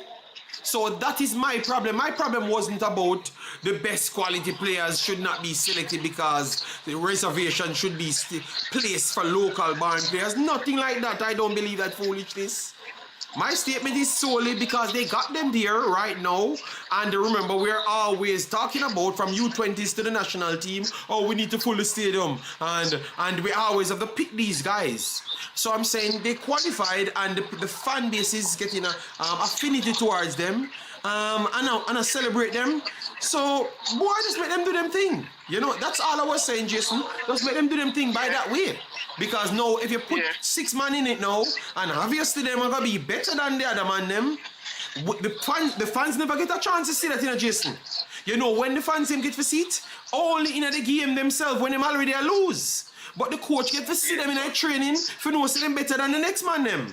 And him put them on their starting lineup. Basically, somebody not looking at it like really analytically will just look at it and say, oh, we're bringing 6, 7 man now and we are getting 10 over World Cup. Thank you. With the man. Okay. So I am just looking out for the best for the players then. You understand me? And the situation, because this now I just bring up back the overseas and local war every more. I believe when the video finish after we qualify, you know what the man say? And that's how right on the video, you know me not condone them stuff here. Yo, that's why we know have no more overseas man. You see we just qualify. Under my video that you know this is the channel where now come up with them stupid thing there. And him just come freely and comment that. Because that's what they think. So now you go check out them players after them qualify. Them not check the history, Jason. Them are just average fans, you know, and just Jamaican persons first, you know, and they have to brag first, you know. So you have to actually find that balance to save the kids them that want to come play and represent Jamaica as well. So you explain to them, say, we really want to, you know, but we are in a dire position that these guys qualify. We should have done better from before. We should have done more scouting. So what we're going to do, as of next year, no team will be picked without proper scouting right across all positions that Jamaicans are in. And that's how we're going to pick our team going forward. So when we qualify, there is no pushback on who we want to put into teams or not. Because I'm telling you, Jesse, you know, read the cleaner. You know, look, I can't read the cleaner or the internet. But them ain't the foolishness, brother. It look like striker go happen. If everybody with on the team I go there or everybody from Jamaica. I understand. All right, we talk about development and a part of the development, you know, to me and to Redemakers' point where he said, you know, the goal is to get these players into Europe. Now, if we're developing players that are going to get into Europe, I think a part of what hurts our players, and we have talked about it a lot on your program before, when they leave and they go places, they have one idea in their mind of the type of player that they are. Yes. And then when reality hits them when they go to the training, they realize, damn, I don't have this, I don't have these 5, 6, 7 things that I need to succeed at this level. Facts. So, to me, a part of the development has to also be preparing them for the professional environment. So, a part of that professional environment is we don't change and make up rules as we go along to pick teams. Yes, facts. You have a set metrics that you use to pick a team, and if you don't fall into that, you get dropped. Yes, so if we're facts. really developing them for the professional level, we cannot give them this story tale type of thing where, oh, you guys qualified and it's 10 months from now. And everybody knows in football 10 months is a long time. So suppose the man them we got you there, something happened, they got an injury during the time, so there are all these factors we have to look at. So I don't think we should just have this hard fast. Them 21 man, they have to go. You understand? And I love that you're saying that, Jason. I want you to say that. That's what the argument brought up, you know. I wanted you to say that, you know, because that is what I agree with. As you know now, that is what I agree with from day one when I brought up the conversation. But remember, we have the facts here and what they are doing, and we have the facts of the pushback as well. So the conversation is warranted, but we need people like yourself to put your pointers on it and show people that they need to look at it from a different standpoint. And obviously, we bring in back the facts of all the nations. You see why it's needed to talk about all the nations in Concacaf? Because now we have Mexico and United States at this high pedestal, but they might get 6 and 5 when them go up on that stage. So what should we be hoping for? You get me? Because we are already not better than them, and we conceded that we're not better than United States and Mexico. So why are we jumping over now to say that we are going to not just lay down, we are going there to push out all of this? So maybe the mentality from the coach is just maybe kind of really off, you know. Because he's only talking in winning and losing and not saying that he wants to put his best foot forward and maybe show much more reality. So what people like that does now, and I kind of agree with Pastor Jason, they kind of set up something to just be this or that and no more details in it to educate the fan base. You understand me? So if these guys comes in, we are going to win the games them. And then when they turn it and lose the games them, they're going to just be extremely angry because you only gave them 2 outcomes. Oh, we are going to drop these guys because we want to win the games them. So that means once the next guys them come in, it's about winning. You get my point now? Yeah. So we have to be careful. But I agree with your point. Yeah, but that's how I look upon it from the standpoint of the makeup of our national team look a certain way at all the levels. So I would think you would want to mirror it as much as possible going through, so that when the players get older and they're doing this integration, they have already gone through it at a younger age. Yeah. Yep. That's my main reason for having distance. I see how the national team is comprised, and I would think that you want your youth teams that are developing to become a national team to be comprised similarly. Yes. That's what it's going to be when they get older. Yes. Well, Jason, leave America, spend 10 years in Jamaica, and get a job down in a JFF. Because the only way you can change it, you know? No. I think somebody in the JFF now proved that you don't have to live there long. You just have to go down there with a long amount of money. All right. Well, the story that they told you is not so true then. All right. Thank you for that update. So we just need to live there, though. All right. I'm telling you, live wherever you're living and save your money and go there with a whole heap of money. Okay, but you need to go there though. You need to do something. You need to do something for them to see you. You have to be there at some point. You have to be there at some point. Okay, yes. okay. But when you go, don't go with empty hand. Just go with a whole heap of check. Yes. All right. Then respect, big boss. Respect. All right. All right. Cool. Yeah. Yes. All right. So that was Jason. Mad Vibe said Mexico won 2 times the World Cup, so you can't say they are not good. I'm just saying that when they go on the big stage, it's much more of a challenge for them to get results. It's not like a given. In Concacaf, it's a given for United States and Mexico to win games. They don't have any challenges here. Yes, they just found Damrep a little bit difficult to get over the line. But Mexico started a Z team and still dominated Trinidad. You understand me? So it's occasionally they do find little difficulties. That's all I'm saying. Sorry about that if I try to downplay Mexico's success. No, I had said Mexico is very good at football on world levels. But I'm just saying that some years they can easily well get 6-love in a game. It's not a surety that next year when they come with their roster, they are going to be competitive.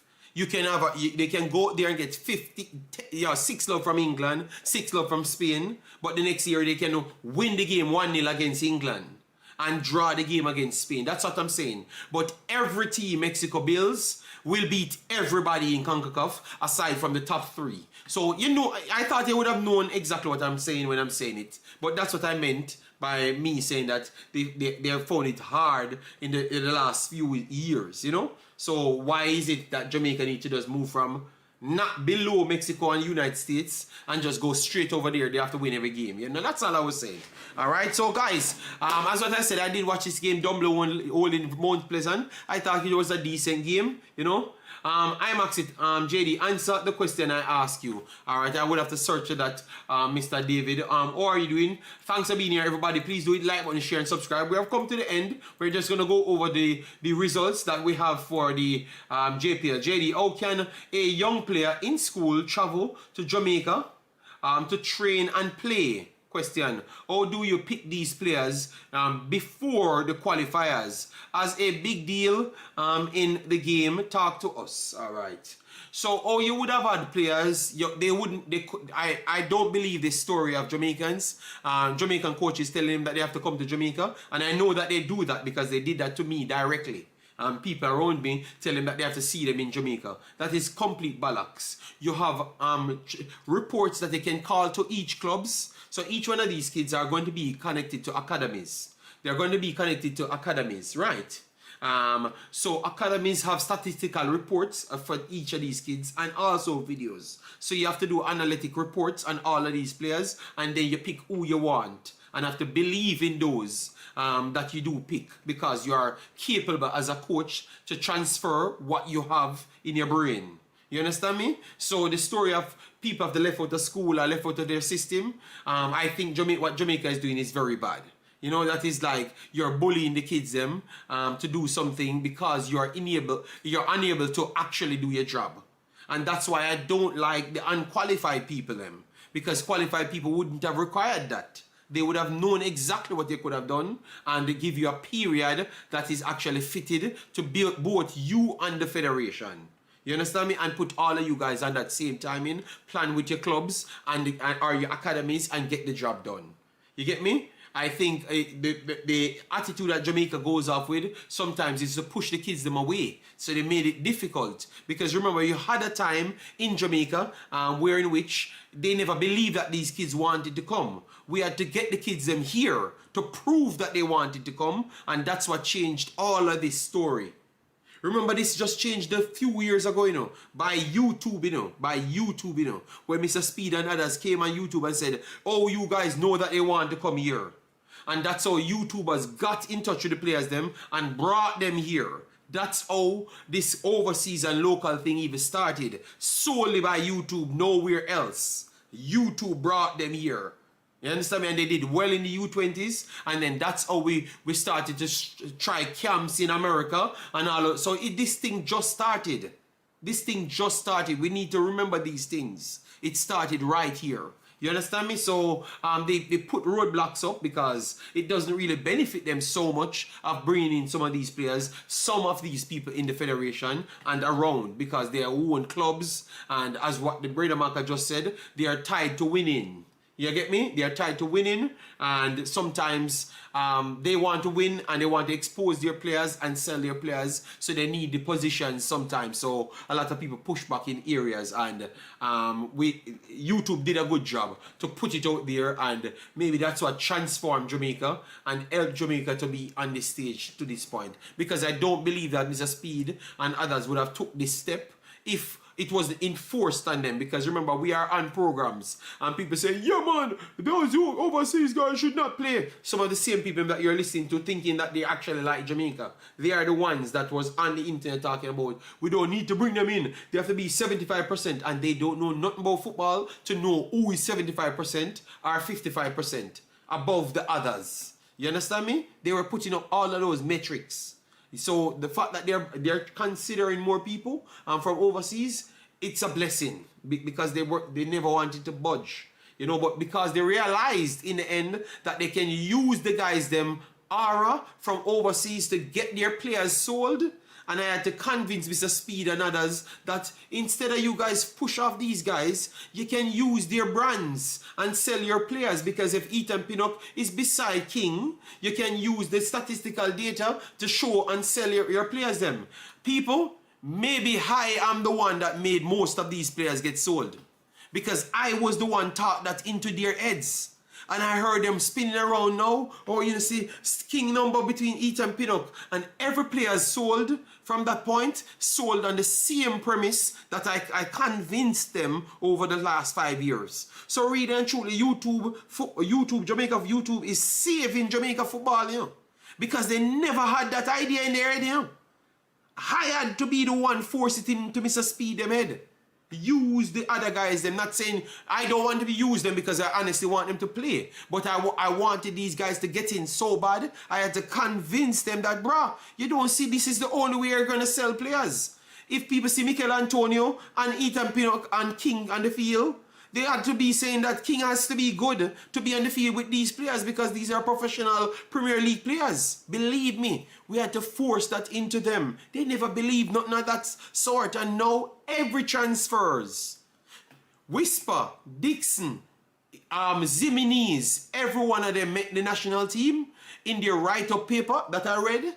Tell you that because they're playing with Ethan Pinnock, Liam Bailey, Mikel Antonio, that's why people took them and took a chance on them. So believe me, these kids save Jamaica to a different degree and you guys don't even know. So just cut out this overseas and local because they don't even understand what overseas did for Jamaica. It's ridiculous. Alright? I think overseas actually put Jamaica on the map. These young kids that just came to play for Jamaica, the Ethan Pinnocks and the Mikel Antonio, they really put Jamaica on the map in several ways that maybe you can't quantify. Alright? Yeah, man. So, people, Mount Pleasant, Double Holing did post some little threat here and there, but I don't think they're cohesive enough to really challenge Mount Pleasant because over the left and defensive side area, I could have seen that player just comfortable, built out of the press that they were trying to initiate. So the press wasn't as balanced, and Mount Pleasant really did with it very good. They looked like they were in separate games. That's how dominant Mount Pleasant was in this game. It could have been easy, well, maybe 8-1 or so, because I did see Dumbledore do the typical Jamaican style thing, just get it wide and a collision with the centre back. Flicked it to the part of their striker, and that's what created their big chance in that game.